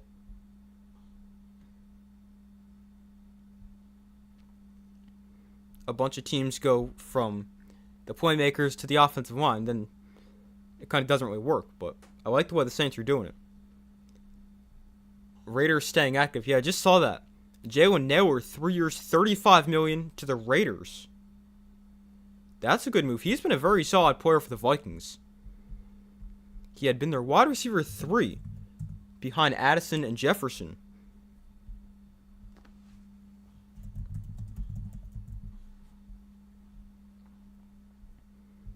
At 444 yards and 4 touchdowns this past year. 6 touchdowns, another 400 yards the year before. And now he goes to the Raiders, where I mean, that's a spot where he can see a pretty big role because the Raiders definitely don't have many receivers.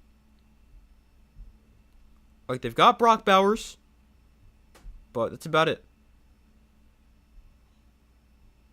I like that move for the Raiders as well. I think this means Saints probably drafting wide receiver or edge. Yeah, especially because Cam Jordan's not going back. Edge is a possibility as well. But yeah, I would probably think receiver. Like, maybe they go Carnell Tate there at 8 if he's available. Maybe they go Jordan Tyson if they like him better. But that sounds like a real possibility. Taking a first-round receiver. And if you do that, then you got your quarterback. You've got your running back with ETN you just signed. You've got a good offensive line. And then you've got a pretty good receiver duo with Olave when he's healthy. And then potentially Carnell Tate if you take him in the first round.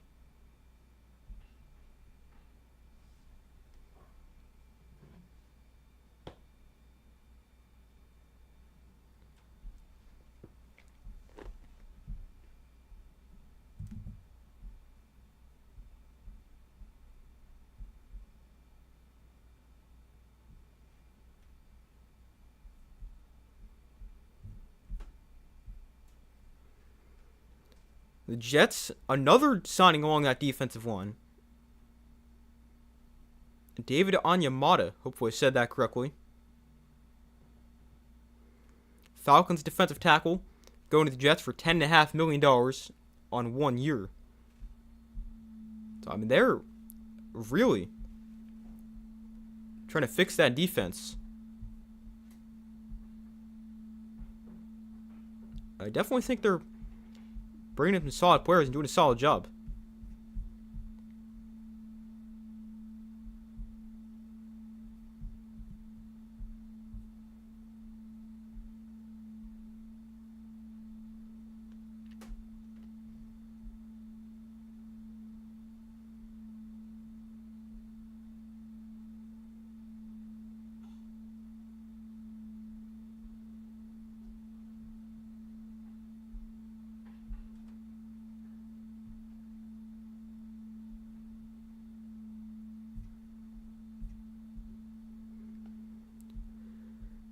But let's see what else we've got. Don't see anything right now.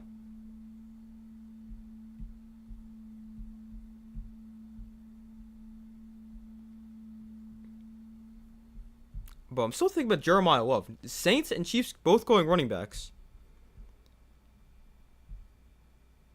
So, I mean, he really could go to the Titans at 4. Like, they could probably take somebody else, but I mean, they got a receiver with Robinson. Still could take another receiver. But if you can get a player as good as Jeremiah Love at 4, I think you might take that chance. I don't even think it's a chance. I think it's going to be a great player. But I think you probably do that.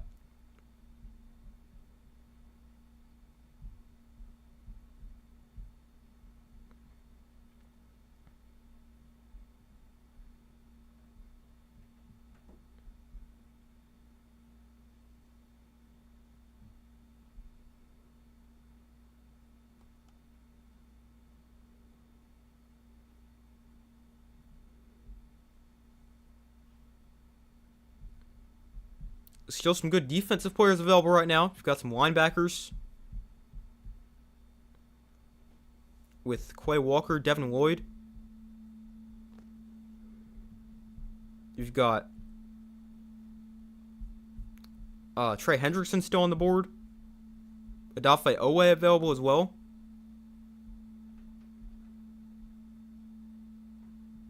There is still a lot of good players available.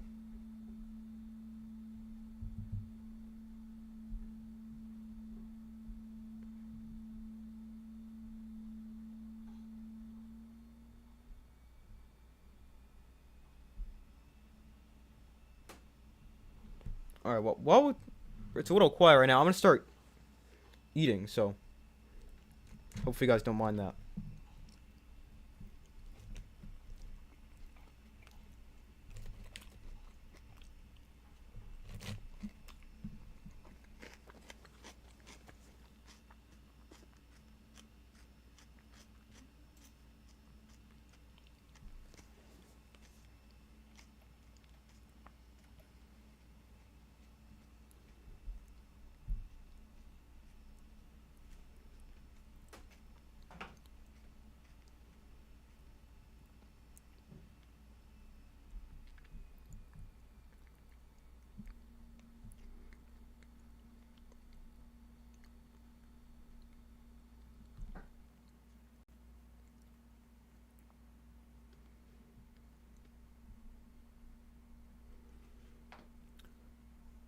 I think I talked about this one. Titans signing a tight end Daniel Bellinger, 3 years, $24 million. That is kind of a lot of money. $8 million for somebody who's not an elite tight end. I don't know. It seems kind of a lot, though. I mean, it's not like insane.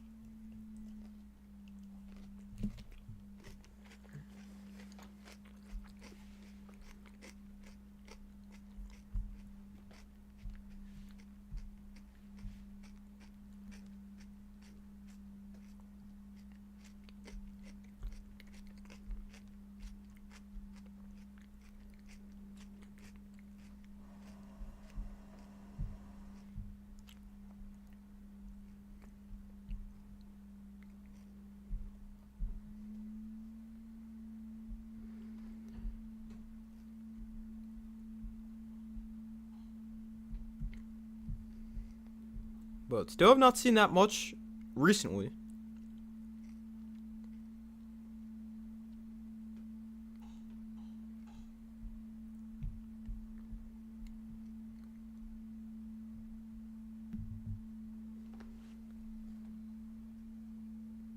Oh, the Giants have released punter Jamie Gillen.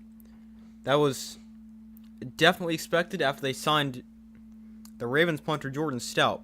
So they now have released Jamie Gillen. And we'll see if anyone tries to bring him in. I mean, he's not terrible, but definitely not the greatest punter.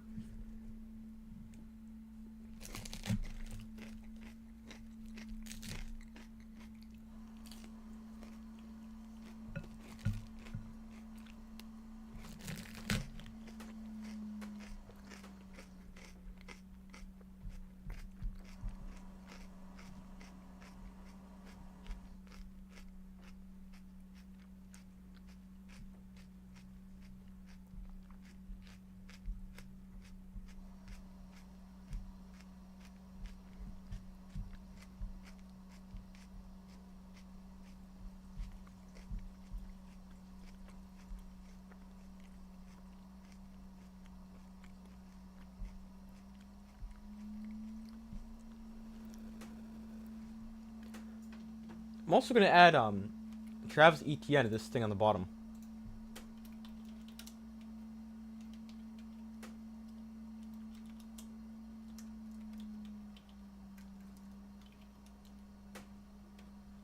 Hopefully that fits in there. Because there's a limited amount of characters you can put. That should be good though. I'm not sure. I'll keep an eye on it.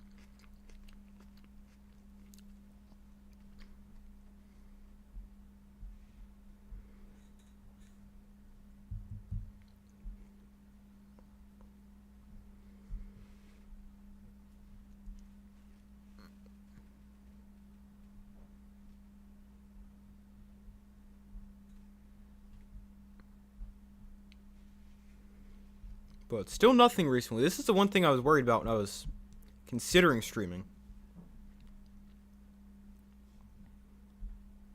I was thinking there's probably a lot of time where, like this, where there's just not much going on. But time actually works out right now because it gives me some time to eat lunch.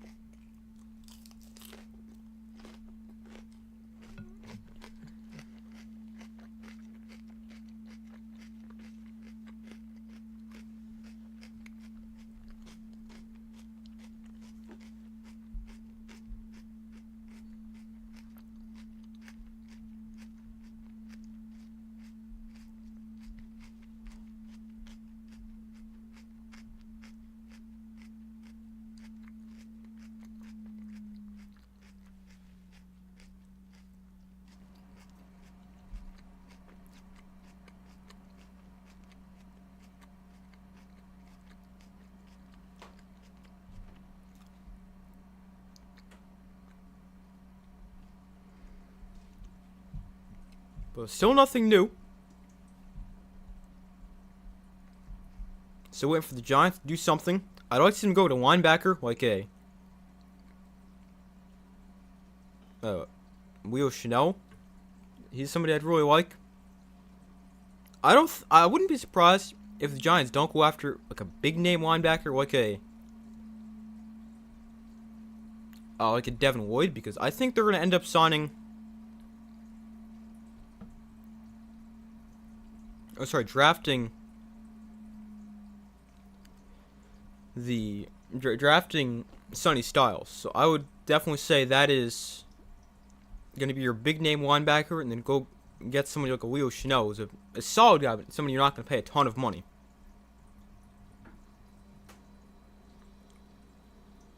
So I think that makes a lot more sense.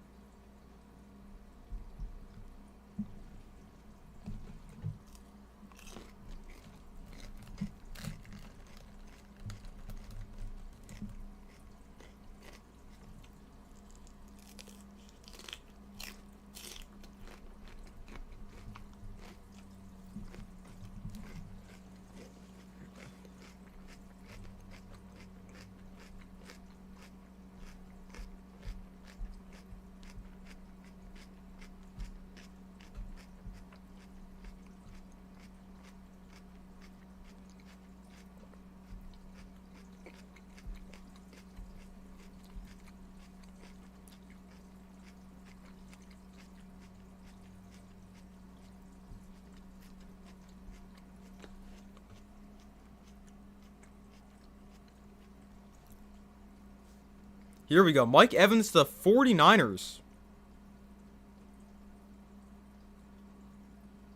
That's a big one. I mean, that makes a lot of sense. 49ers needed a receiver. They got Mike Evans.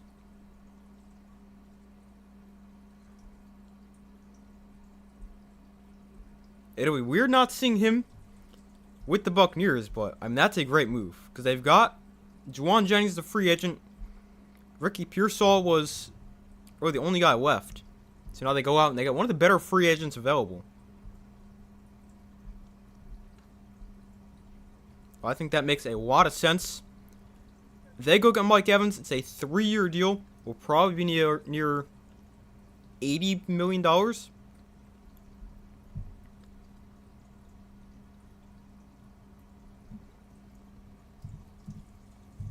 If he got 27, that's $81 million.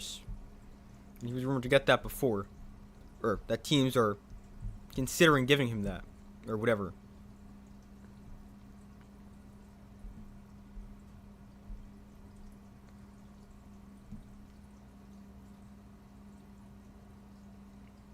And this another Buccaneer, at least I think, leaving Tampa. I think he was with the Buccaneers. Is Jamel Dean.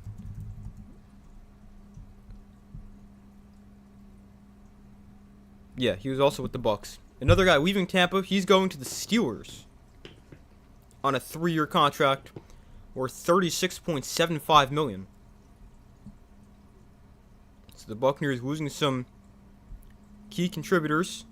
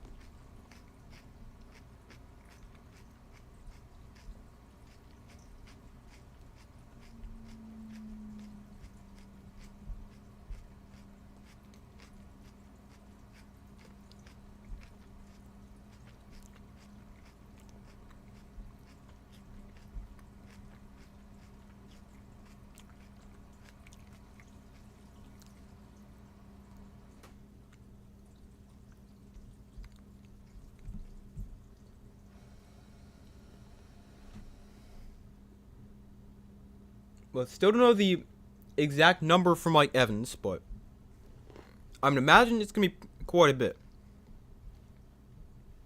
I think it'll be in the 80 to 85 range.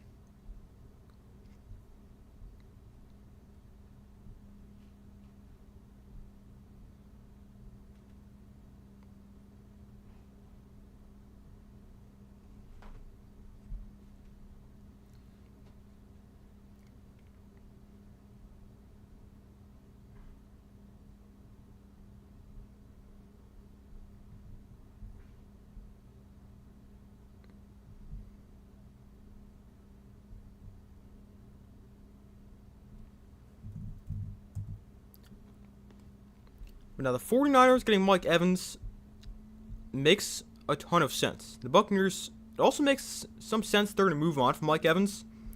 Look, I never thought it was like a guarantee he'd go back there. But it is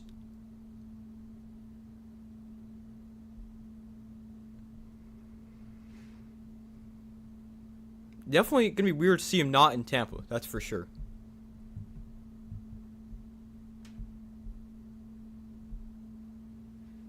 But with the Buccaneers, it makes sense because they got Emeka Egbuka drafted in the first round. They have Chris Godwin, although he's been banged up and is still working his way back from that ankle injury a couple years ago.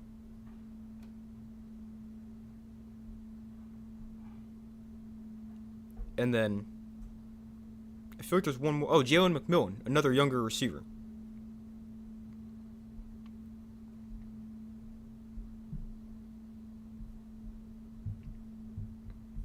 So they've got some receivers. I could see them adding another, but they've got some depth at receivers, so I don't really think it was a must to bring in a receiver or bring back Mike Evans. I had a feeling Evans wasn't going to return to Tampa after a streak ended.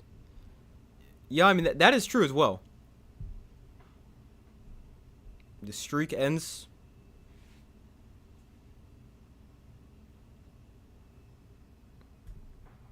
And now he's going to San Francisco. But it's going to be weird. It's weird seeing him not get 1,000 yards, and it's also going to be weird seeing him in a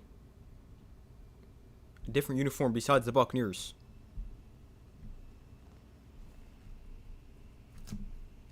But definitely a good move for the 49ers. Getting Brock Purdy another weapon.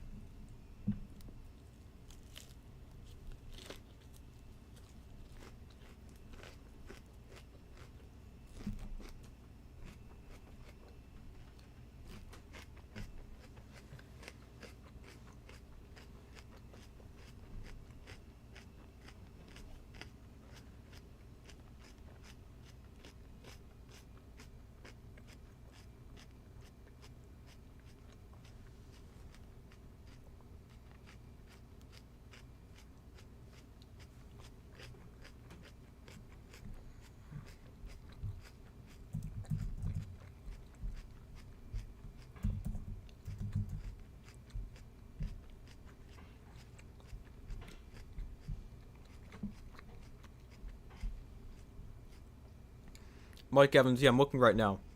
1, 2, 3, 4, 5, 6, 7, 8, 9, 10, 11. Yeah, 11 seasons. I mean, that's still really impressive.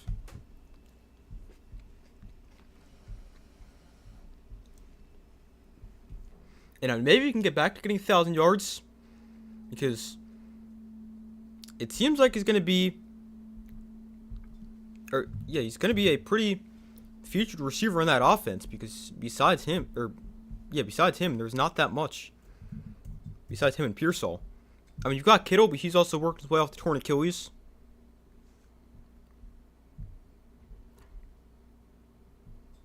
I mean, there's McCaffrey, too, who's actually their leading receiver this year. But you look at what the 49ers had at receiver. McCaffrey is obviously a running back. You've got Juwan Jennings, who's a free agent. Kittle tore his Achilles. Kendrick Bourne is a free agent. Pearsall is there, although only played 9 games this year and only played 11 last year. So I mean, they can really use help at receiver, and they get it with Mike Evans, who's probably going to be that top, or one of the top 2 receivers, either him or Pearsall. But I would think probably Mike Evans.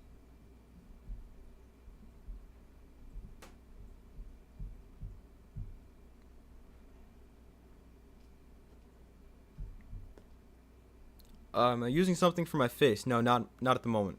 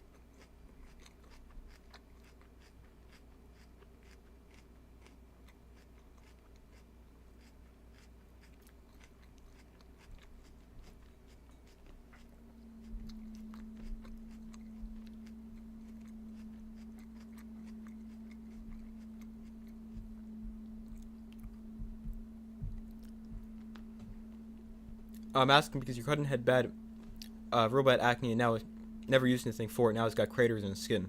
Can't be left untreated. Yeah, I was using something, but it wasn't really working. At least I didn't think so, so I stopped. But yeah, I definitely know what you mean. It's not fun.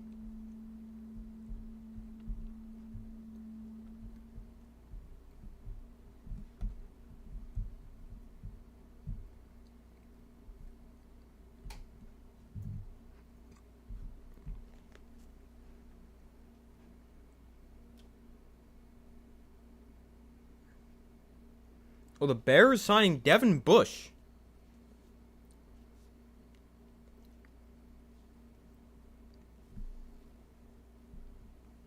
They signed free agent linebacker Devin Bush with a 3-year, $30 million contract.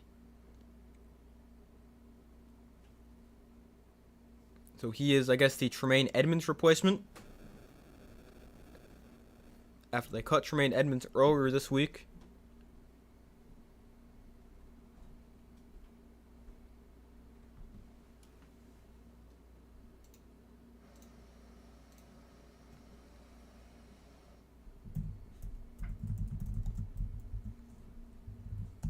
So Bush getting $10 million a year. Tremaine Edmonds was gonna get paid $14 million next year. He signed a 4-year, $72 million contract a few off seasons ago. So a cheaper replacement and a good player as well.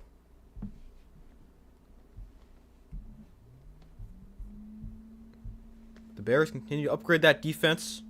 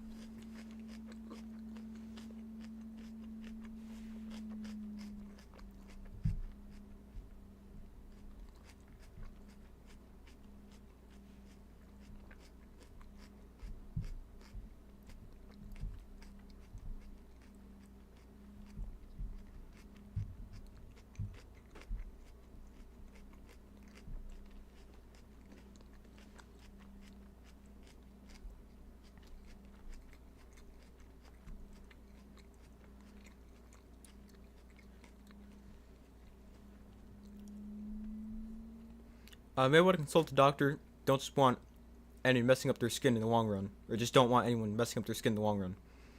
Never had acne, but your brother did. He used... I don't know how to say that.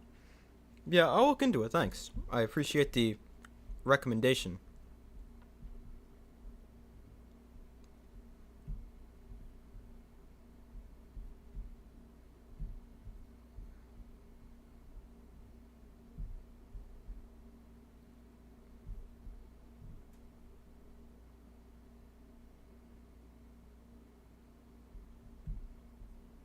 But I'll definitely look into that.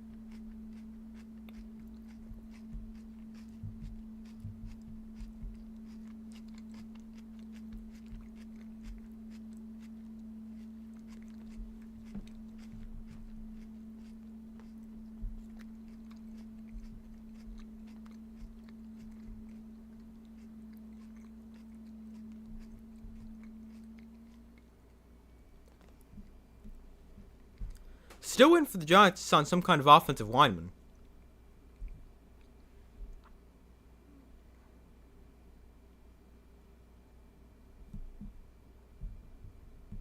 I mean, Jermaine Illuminor is still a free agent. Some guards are available as well.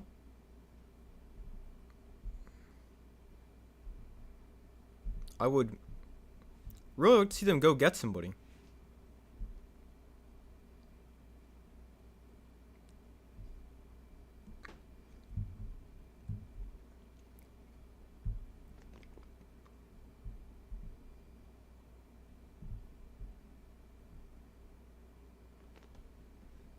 Sad Patriots didn't get Crosby to offensive line most critical for us.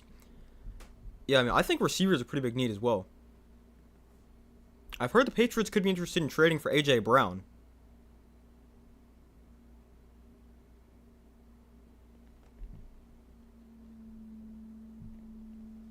Which, that would be interesting.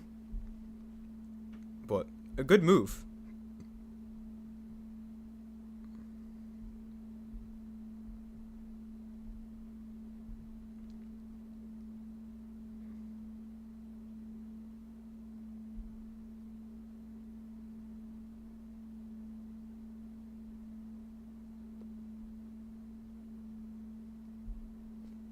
But yeah, definitely still some good players available along the offensive line. Patriots should definitely be interested.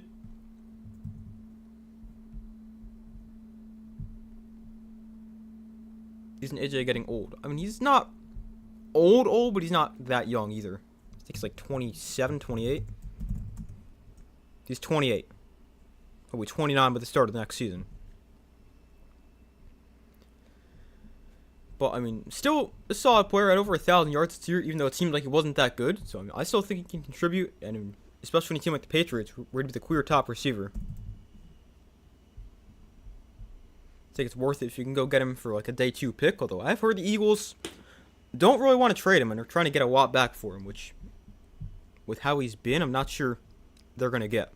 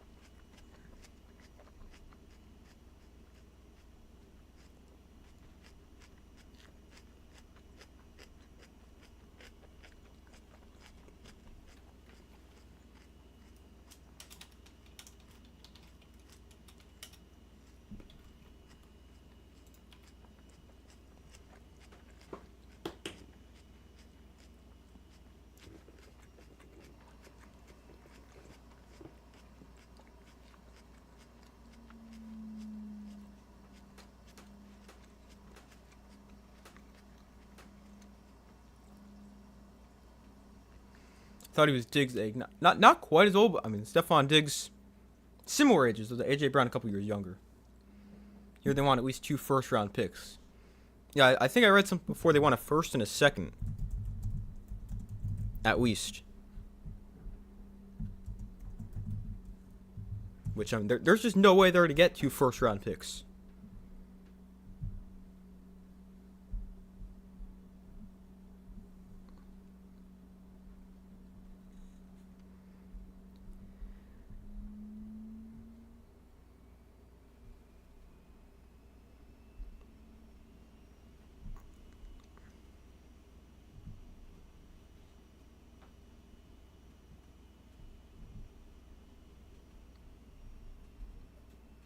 Like, I see some projected offers where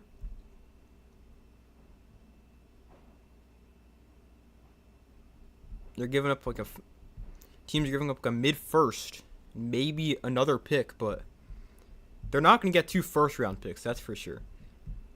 And I would be pretty surprised if they get a first and a second like they might want to. Also, the Mike Evans contract is not as much as I thought it was. Saw before he was talking with teams north of $27 million. He's only getting paid $20 million. 3 years, $60.4 million. So I definitely thought it'd be a lot more than that.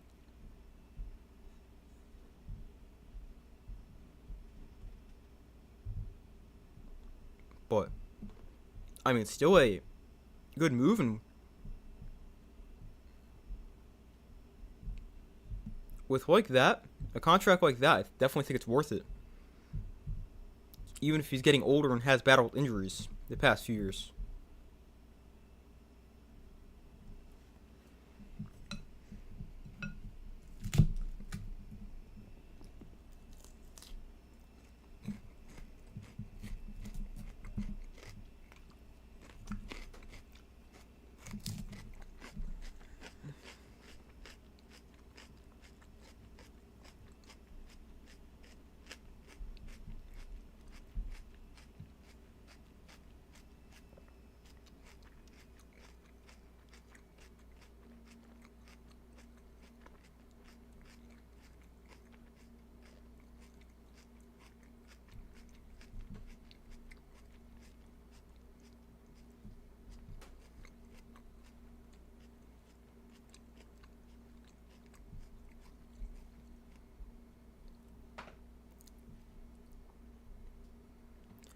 I don't know. I think it's just been a situation. Hurts isn't a great quarterback, and he actually needs a great passing quarterback.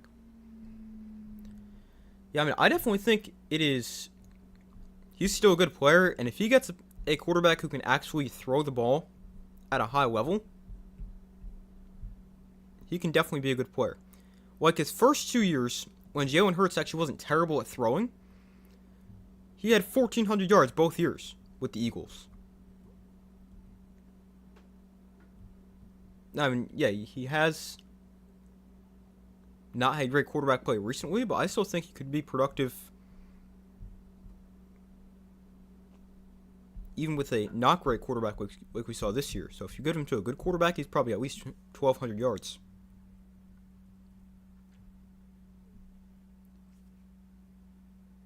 Evans' issues, he's had quite a few injuries, could be considered unreliable. Yeah, now he goes to a team like the 49ers who always get hurt.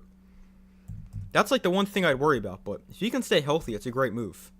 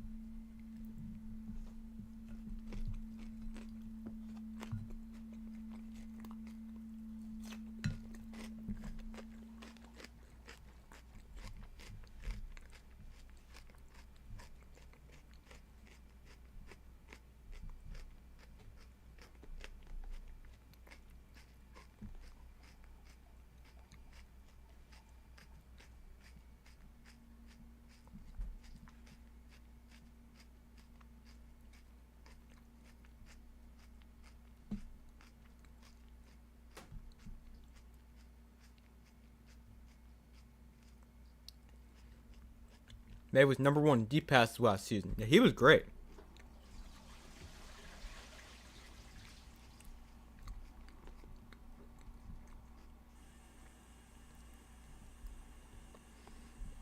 And that's even with Diggs doing a lot of like shorter underneath stuff. If you bring in a receiver like AJ Brown who can really stretch the field, that'd be big.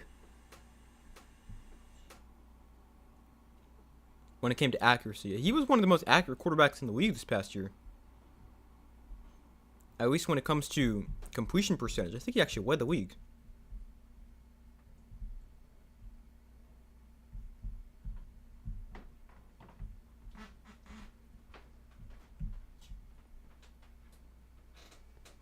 Yeah, 72%. That was best in the NFL.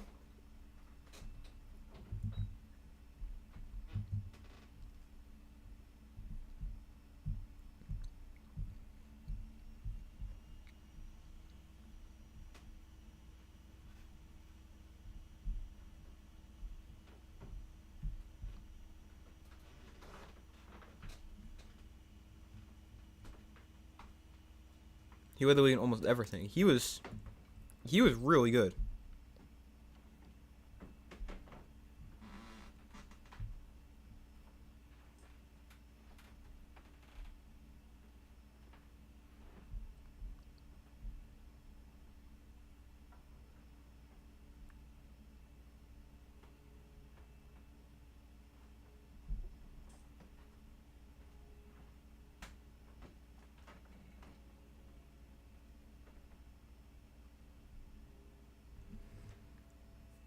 I just saw something. 1 second.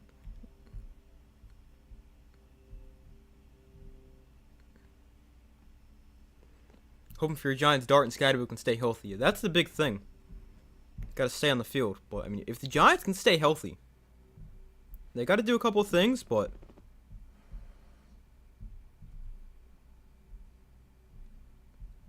if they can stay healthy, they've got potential to be a really good team.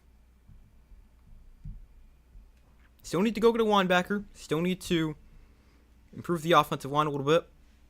But they've got a lot of potential if they can stay healthy.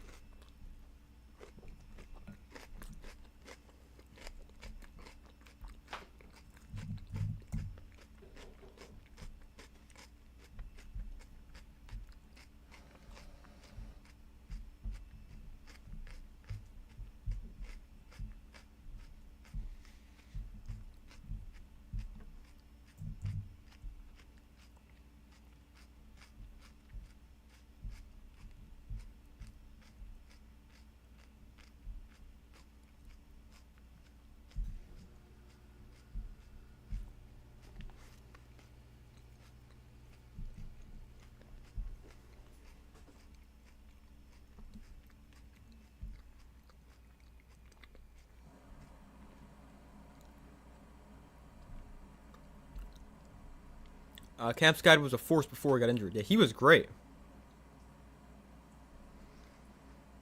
I mean, both a runner and a receiver.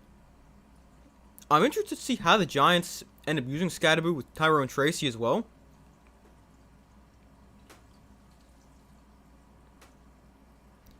But one thing that really confuses me is the Giants, they were a team who could potentially get a running back. I've heard they're interested in Jeremiah Love. They were interested in Kenneth Walker before he signed with the Chiefs, which, yeah, they're both really good players, but I just don't like the idea of the Giants adding another running back, because you've got Skydoo, you've got Tracy. I don't know why you would want another guy. Plus, they restructured Devin Singletary as well, after a lot of people thought he was going to get released.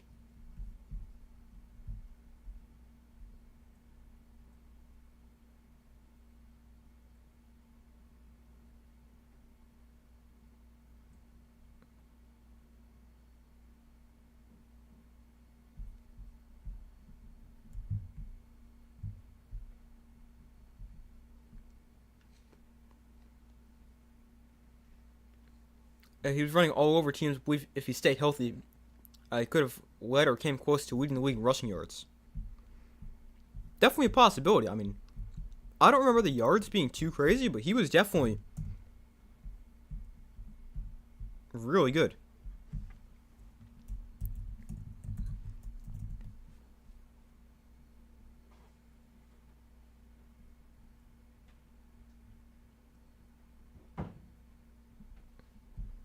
Let's see. He ran for 410 yards in 8 games. But early in the year, he wasn't really that involved.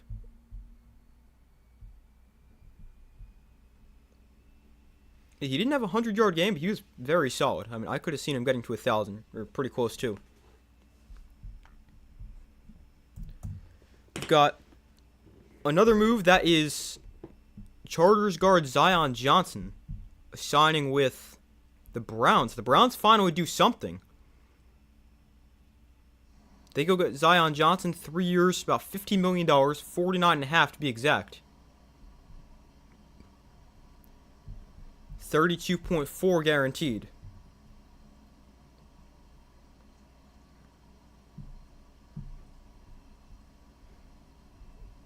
That makes sense. I mean, they need help along the offensive line. Zion Johnson wasn't the greatest in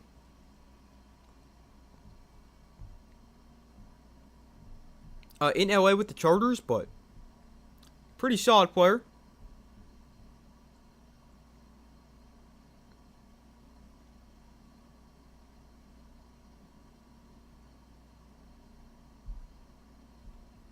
But still a solid move for the Browns.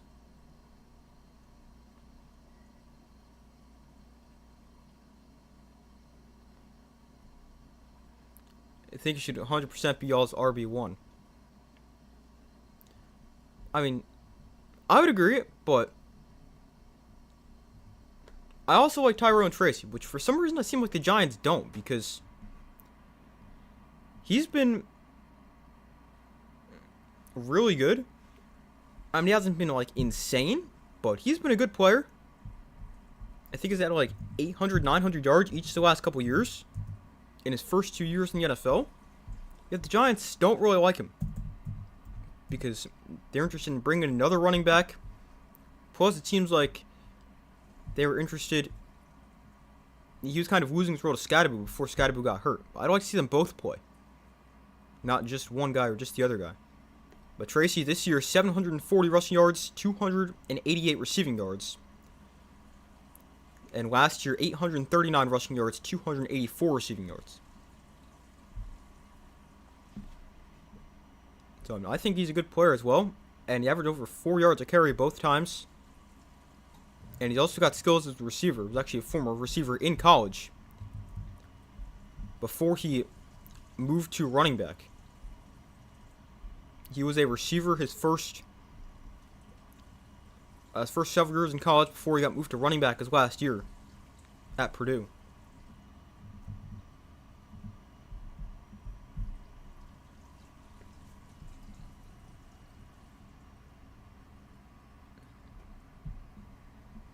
Gonna go to tissue, BRB. I just said BRB. Be right back.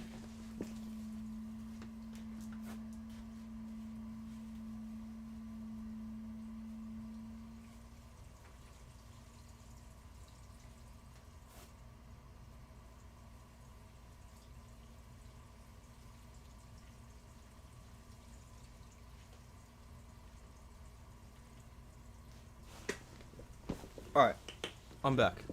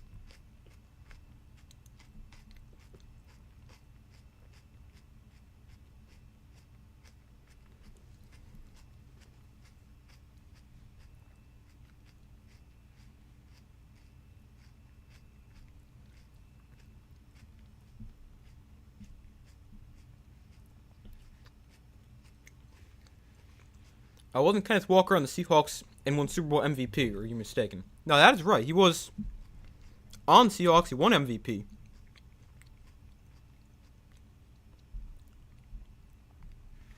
But Seahawks decided not to bring him back. To me, that doesn't make much sense because he was great for them. But I don't know. Because he was great, and Zach Charbonnet got hurt. But Seahawks opted to not bring him back, so instead the Chiefs went out and signed him.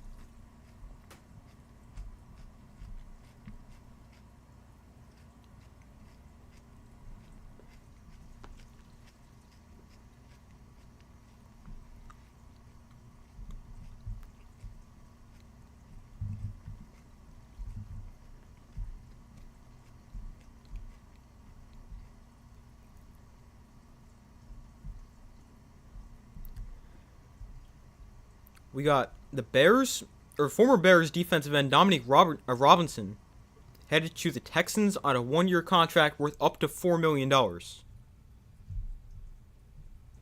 that is some more depth on the edge for the Texans. They extended Danielle Hunter earlier in the week. I guess technically last week. They gave him $40 million for next year. 1 year, $40 million. And obviously they got Will Anderson on the other side, so we're getting some depth right there.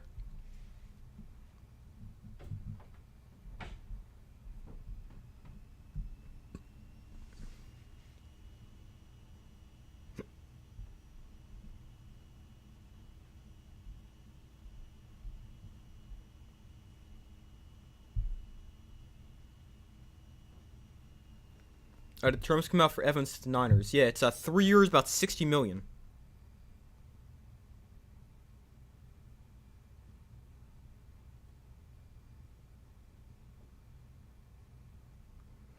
So, I mean, really considering all that, it's honestly really good contracts. We read earlier that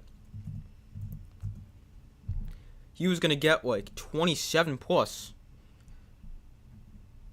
So I mean, I don't know if those rumors just weren't true or what ended up happening, but Mike Evans, $20 million a year, that's a good move for the 49ers. At least I think so.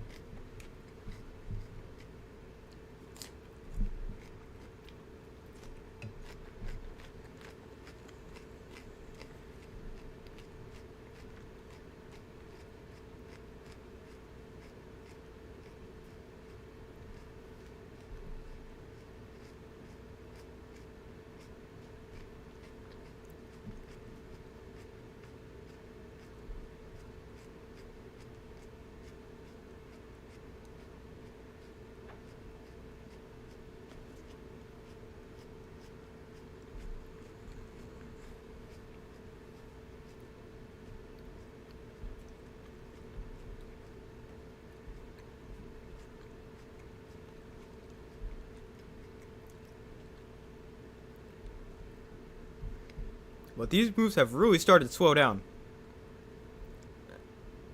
over the last hour or so. I mean, still some good players available. Trey Hendrickson's still on the board. Not on the board because it's draft board, but still available. Devin Lloyd.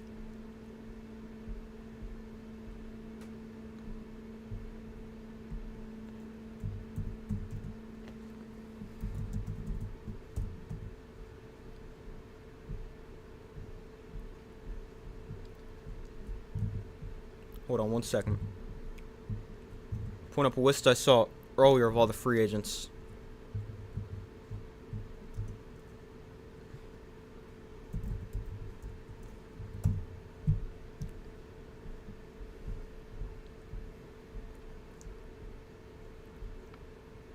But Trey Hendrickson's still available. Odafe Oweh is still available. Devin Lloyd. There's still some good players available.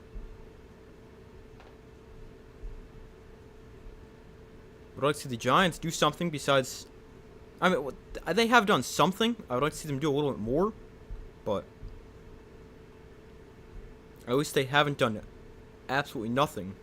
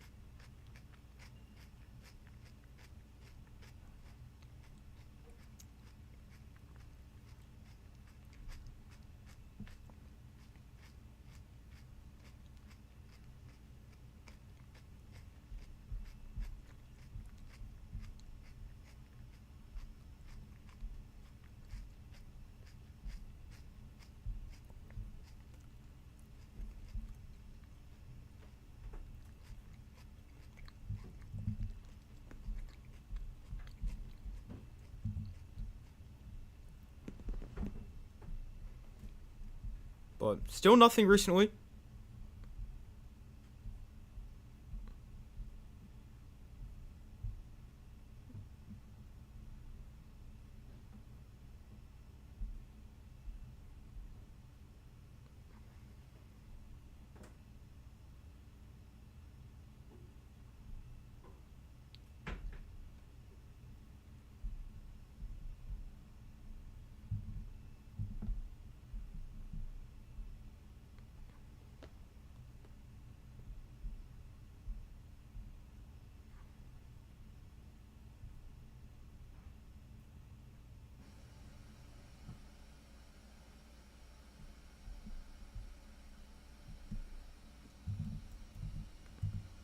But as far as how long I'm going to stream, not too sure. I'll probably stream for another like 15 to 20 minutes unless something crazy happens. I was going to stream to about 4, but I mean, it's slowed down quite a bit. And I don't want to just sit here and do nothing. Although, I mean, I do and I don't, but I'll probably stream to like 3:30ish. Unless it gets really crazy or something. John Franklin Myers signing with the Titans, 3 years, $63 million, $42 guaranteed. That's a good move.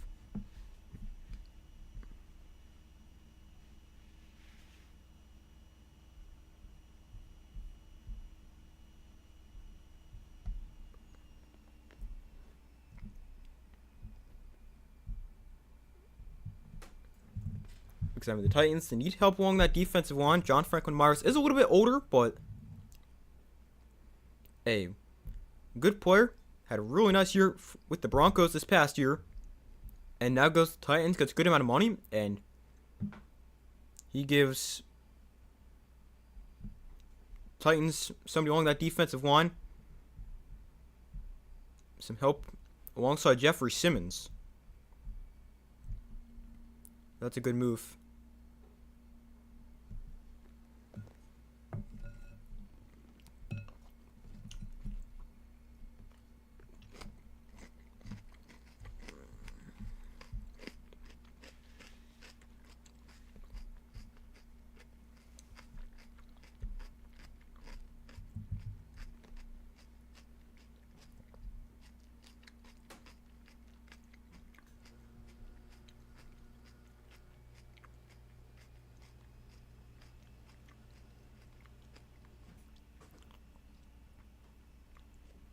I appreciate you getting nice and early for the free agency.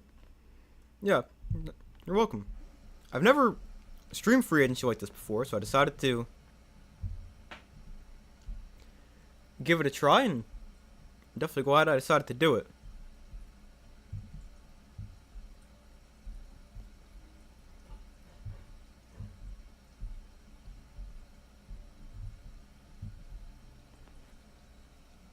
I'm glad you have enjoyed. Oh, Tremaine Edmonds to the Giants. 3 years, $36 million. 23.7 guaranteed. There we go. There's a linebacker.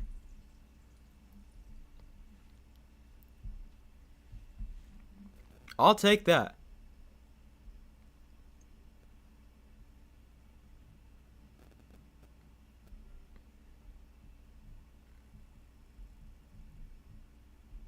He's not any elite linebacker, but he's good. I like that one. The Giants needed a linebacker. Tremaine Edmonds.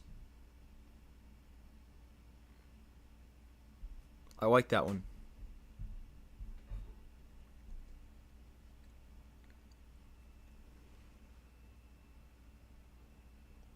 And the Colts are also signing former Titan edge rusher Arden Key to a 2-year, $20 million contract, $11 million guaranteed.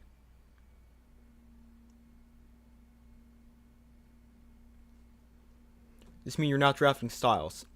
I still think the Giants are going linebacker and Sonny Styles. I mean, they need 2 linebackers, not just one. So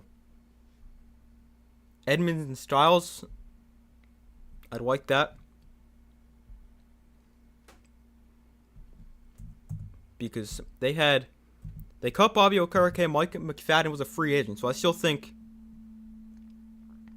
going linebacker at 5 is very realistic.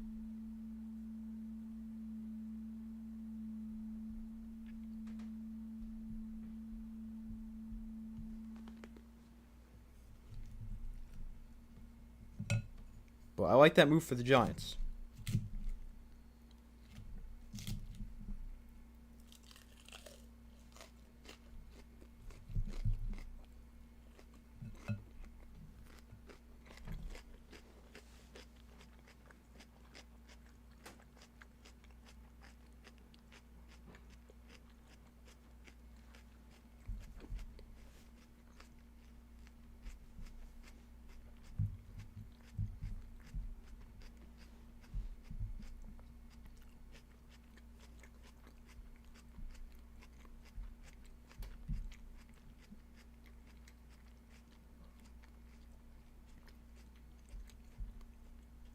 Schefter did it again.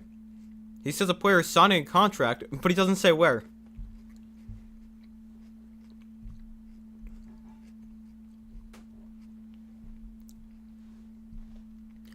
Ravens tight end Charlie Kolar, 3 years, $24.3 million. 17 guaranteed, but don't know with who. He'll get $8 million a year.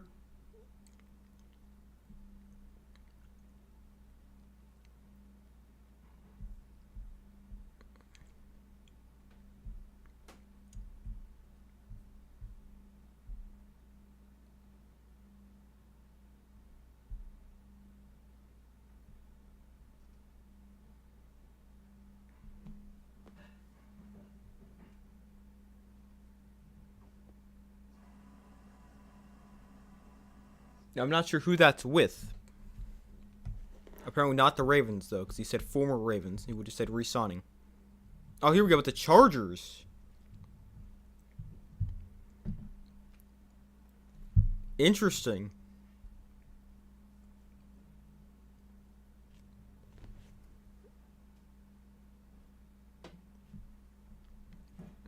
Kolar goes to the Chargers.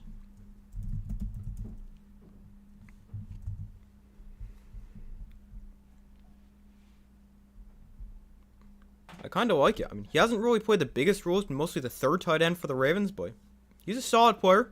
Goes from one Harbaugh coach to the other.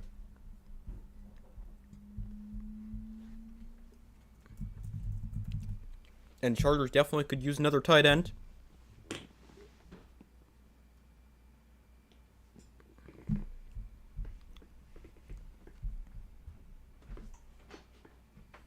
That's a pretty solid move.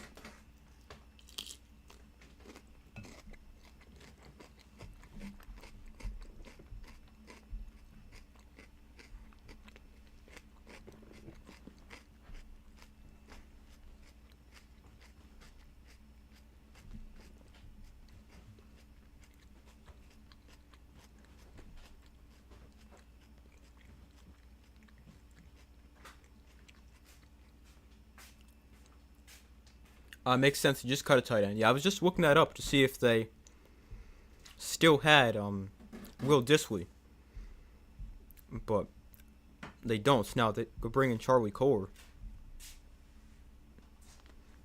Smart move.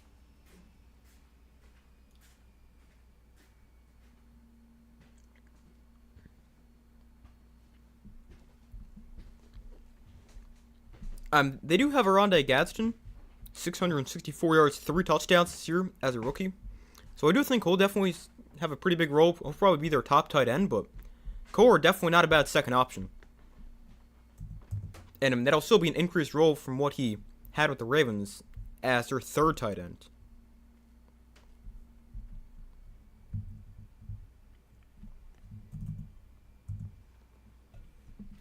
I really gotta finish eating lunch.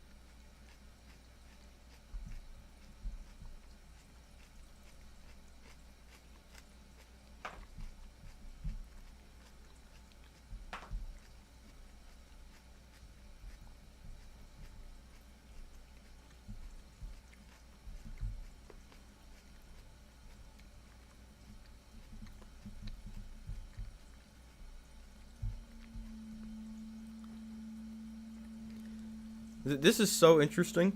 The Chargers obviously just talked about their signing for Charlie Kolar, but he's apparently the NFL's highest paid blocking tight end. What determines if somebody's a blocking tight end or not? But, I mean, that makes a lot of sense, especially because the Chargers like to run the football. So Jim Harbaugh gets a guy who can block. Fits him.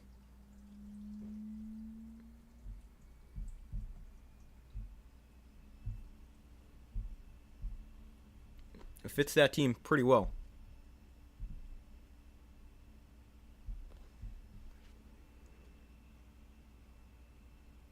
Oh no, Titans Cordell Flott?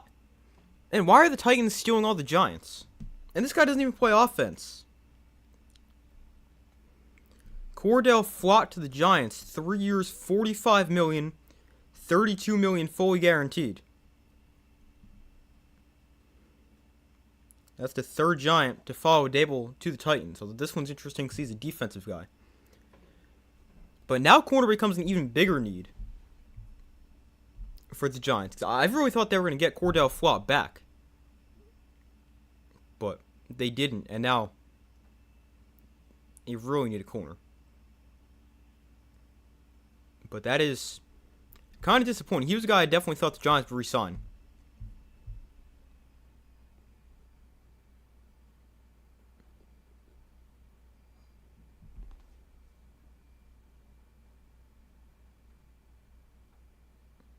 I mean, maybe the Giants didn't want to go up to $45 million. 15 a year. Probably more on the 10 to 12 range. So that could be it, but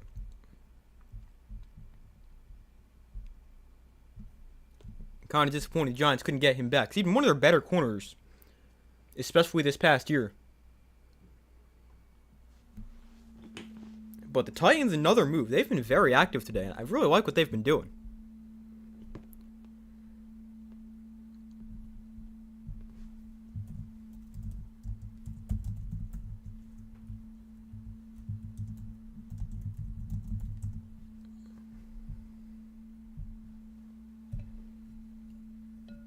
pulling up what the Titans have done right now. Give me 1 second.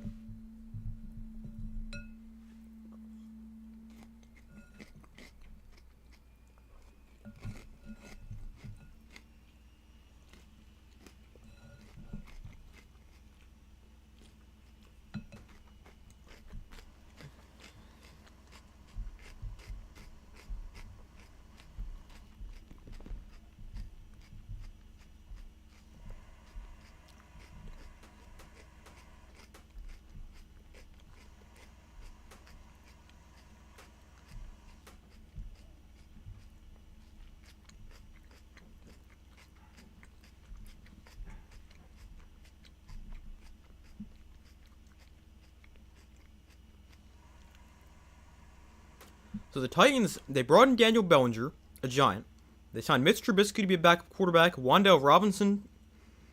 Then you got John Franklin Myers as well, and now Cordell Flott. That's actually a pretty nice list. And they're definitely a team who's trying to turn it around.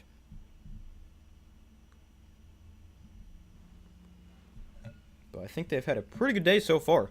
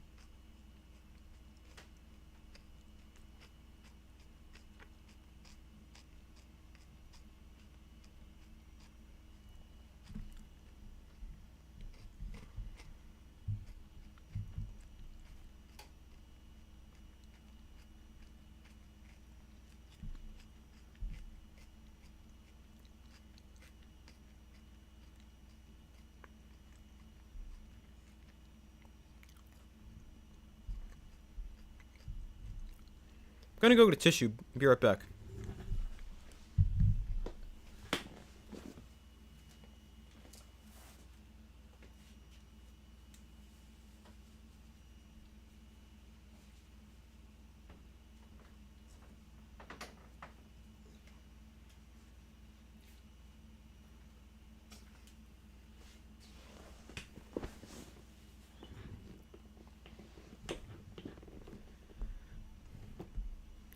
But let's see if we got anything else.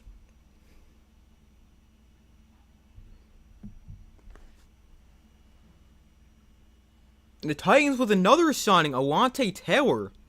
Man, the Titans really just signing everybody. Alontae Taylor,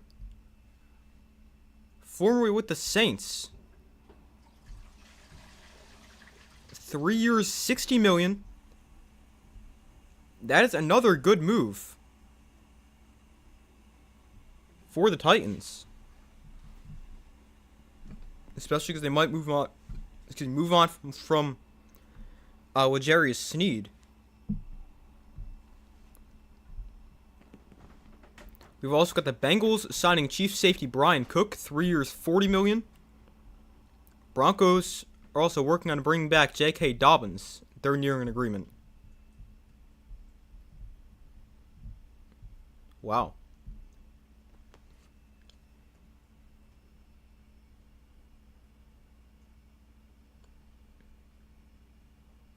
So that's now 2 corners right there for the Titans as well. Alontae Taylor, 3 for 60, and Cordell Flott, 3 for 45. So that's kind of a lot of money between those two, $35 million. But both are good players. I mean, this Titans team, not afraid to make a move.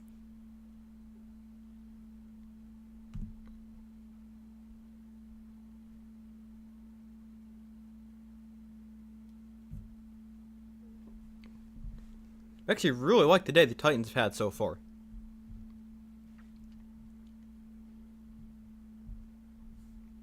And the Bengals signing Brian Cook, that makes a lot of sense. They need help on the defense, and Brian Cook, I mean, he's right there. Another loss for the Chiefs in the secondary. So now they're really needing to do something in the secondary. They've now lost 2 corners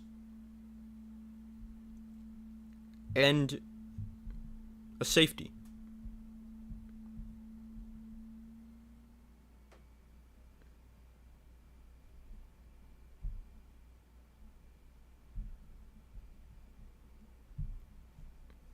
But this has been a really good day for the Titans. John Franklin Myers, his contract, 3 years, 63. I'm not sure if I said that.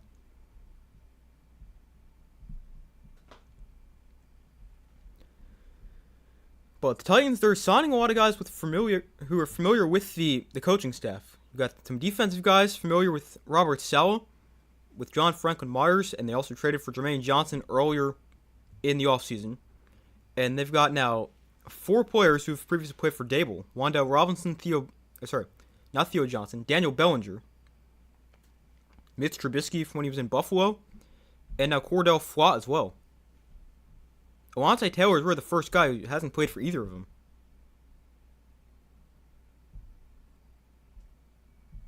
But it has been a very good day for the Titans.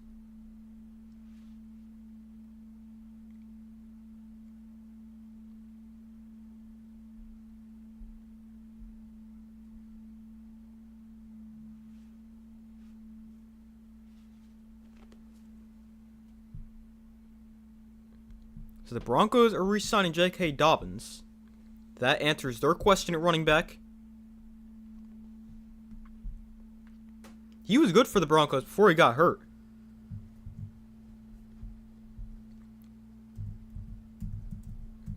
I mean, I had predicted Kenneth Walker to go to the Broncos because I didn't know J.K. Dobbins would be back. But before he got hurt, 772 yards, 4 touchdowns. He was playing really well in 10 games before he got hurt. He was one of the leading rushers in the NFL as well. So, makes sense the Broncos bring him back. Just need him to stay healthy. That's been his problem throughout his career. A ton of potential, but has really struggled with injuries. But when he's on the field, he's a good player.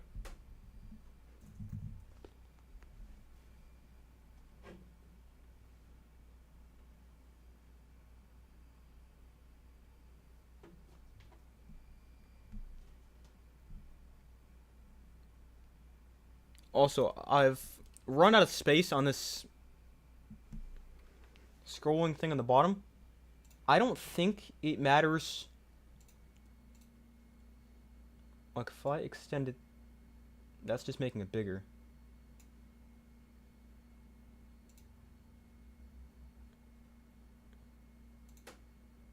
Look, if I make it a lot smaller, I still think the scroll gets cut off, though.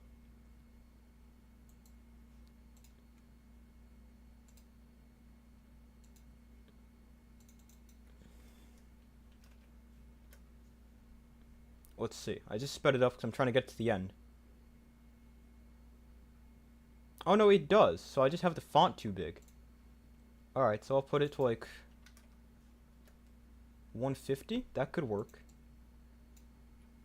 And then we'll also put... who are some of the other bigger ones on here?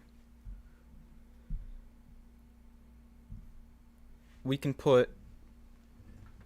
I'll put Wan'Dale Robinson of the Titans on there.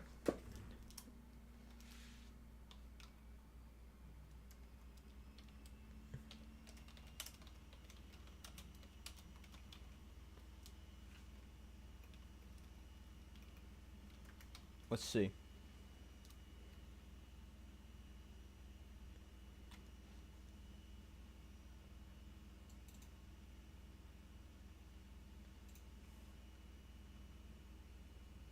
Alright, I'll just leave it at that for now.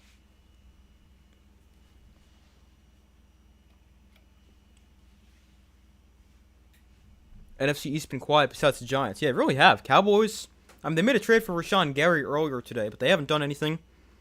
The Eagles haven't done anything. Commanders haven't done anything. Yeah, you're right. It's been pretty quiet. Not really complaining about that, though. Everyone just stay the same. Let the Giants get better.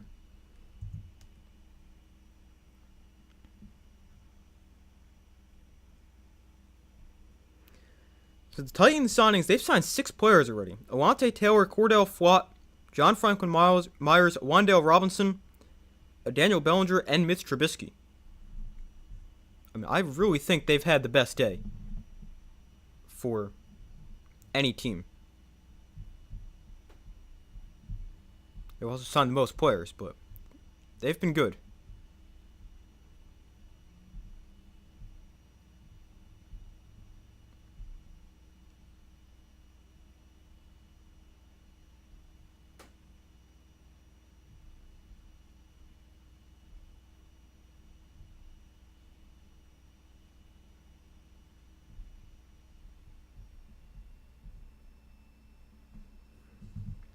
But I'm going to be right back. I'm going to go use the bathroom and also bring my stuff from lunch upstairs. I'll be back in a few, and I'm going to stay on stream for a little bit longer. I originally said I was going to end at 3:30.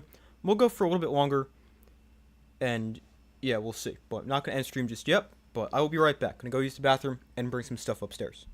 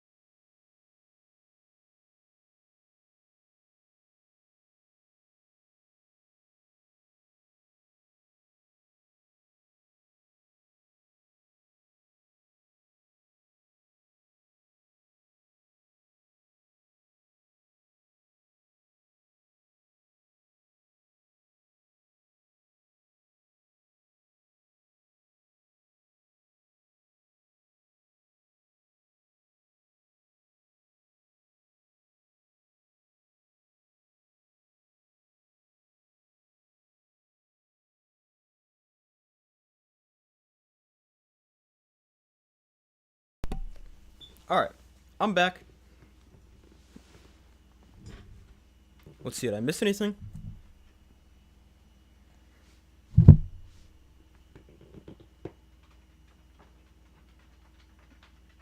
Broncos defensive end Cameron Thomas to the Falcons on a 1-year, $3.1 million deal. And the Commanders re-signing Marcus Mariota, 1 year, $7 million. Solid. He's been solid for him. I'm pretty sure the Commanders would prefer if he doesn't have to play, but still a very solid backup quarterback.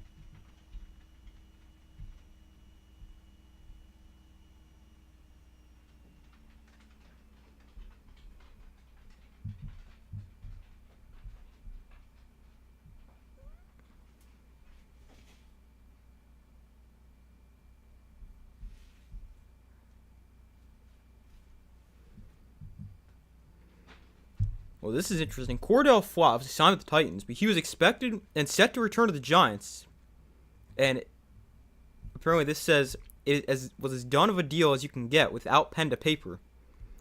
And as a last-second attempt to get him to change his mind, the Titans put forth their plan on how they wanted to use him and what they believed he can accomplish, and that was the difference.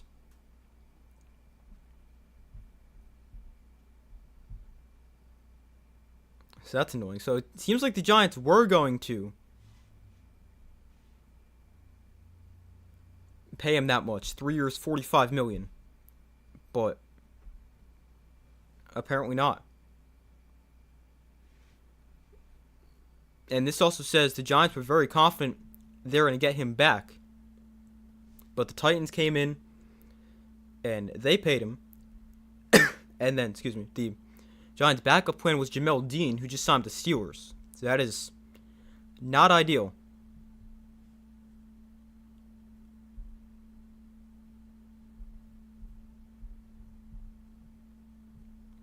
But now the Giants really need a corner, because corner is becoming a pretty big need for him. It already was, and now you lost out on Cordell Flott. You lost out on Jamel Dean. Like, who else is there?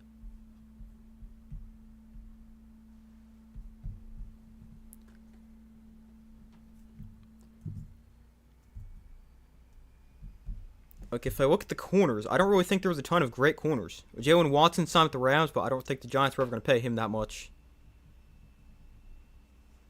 Alontae Taylor's a Titan. Again, I don't think the Giants were going to pay him as much as he wanted either.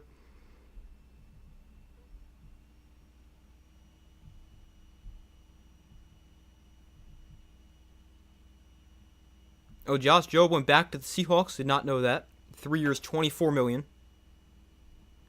I mean, Tariq Woolen's available, I guess, but like, I don't love that. Deshaun Wright's available from the Bears. I would not mind that one. He had a really nice year this past year. I could see the Giants bringing him in. But they just need something, because the cornerback room looks terrible right now.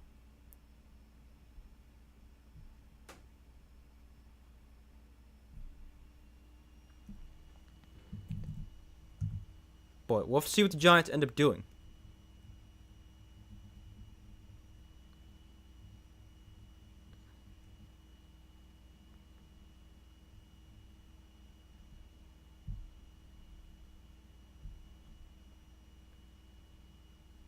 Let's see what else is happening.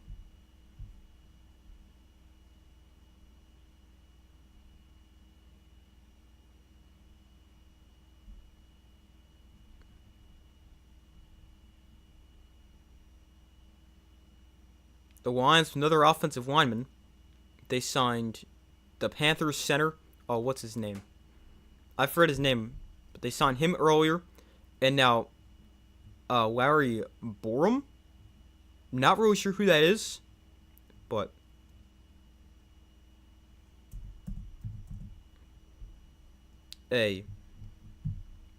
another lineman there for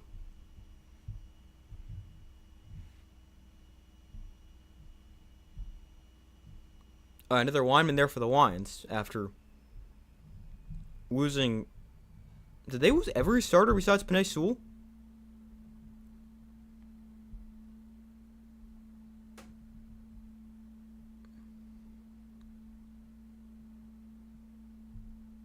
I don't think. Well, let's see. Taylor Decker was released. Their center, who was I don't even remember what their offensive line was. I just got to pull it up. But I know they desperately need help along the offensive line, especially after releasing Taylor Decker, who just seems like didn't want to play for the Lions because he was considering retirement, ended up saying he wasn't going to retire just to ask for his release, and the Lions granted that.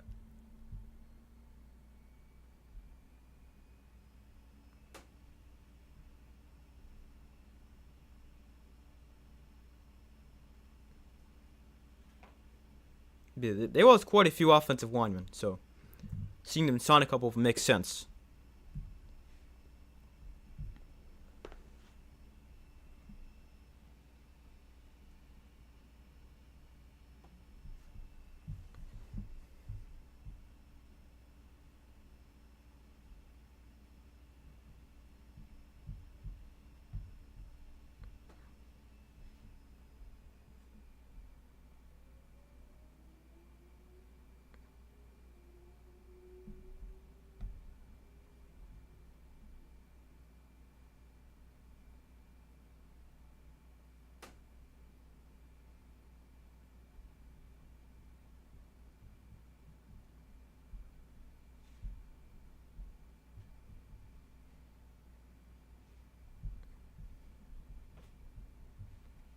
Let's see. Still don't really have anything that new right now.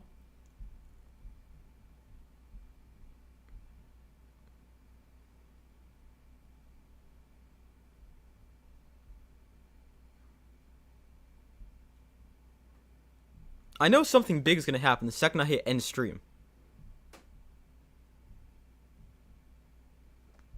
But as far as what I'm going to do, I'm probably going to stay on for another few minutes.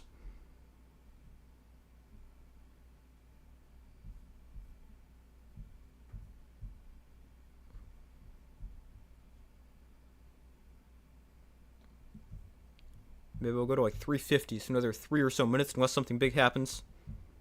We'll see.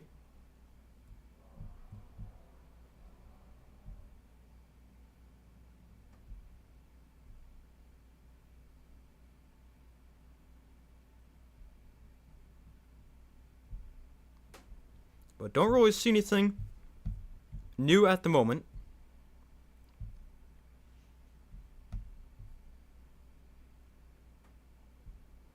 I've seen the Giants have been linked to Elijah Vera Tucker like all day.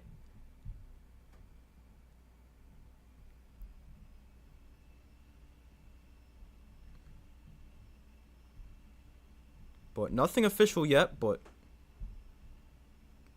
seems like there's something that's fairly close. Would not mind that at all. Wouldn't even have to leave the stadium at all. But I've seen screenshots of on the CBS top 100 available. They had Tucker to the Giants, but they've taken that away now. I was just checking that.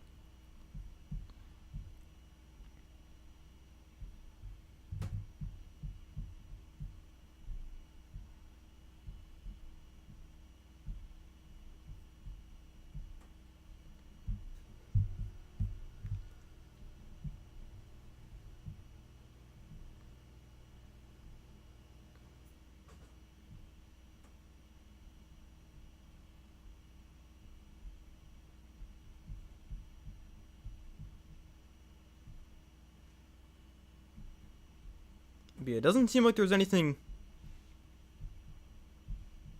too crazy going on at the moment.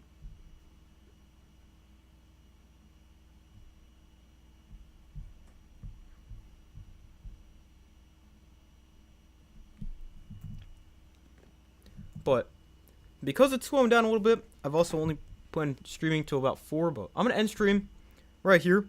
But thank you guys for watching the stream. It's the first time I stream free agency like this, and I'm very glad I decided to do it. Hope you guys enjoyed the stream.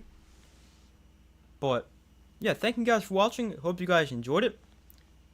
I'm gonna have a lot more content on the way. I'll do a free agency, probably a short recap tonight, in like a short. I think I'll probably do a winners and losers, or my favorite moves or something like that at some point. But yeah, I got a lot of content on the way. I'll have more, March Madness content starting next week as well, once we get the bracket on Sunday. But yeah, thank you guys for watching. Hope you guys enjoyed it. Be sure to like the stream, subscribe, turn notifications. I do my best to post as often as possible. And I'll see you guys in the next video.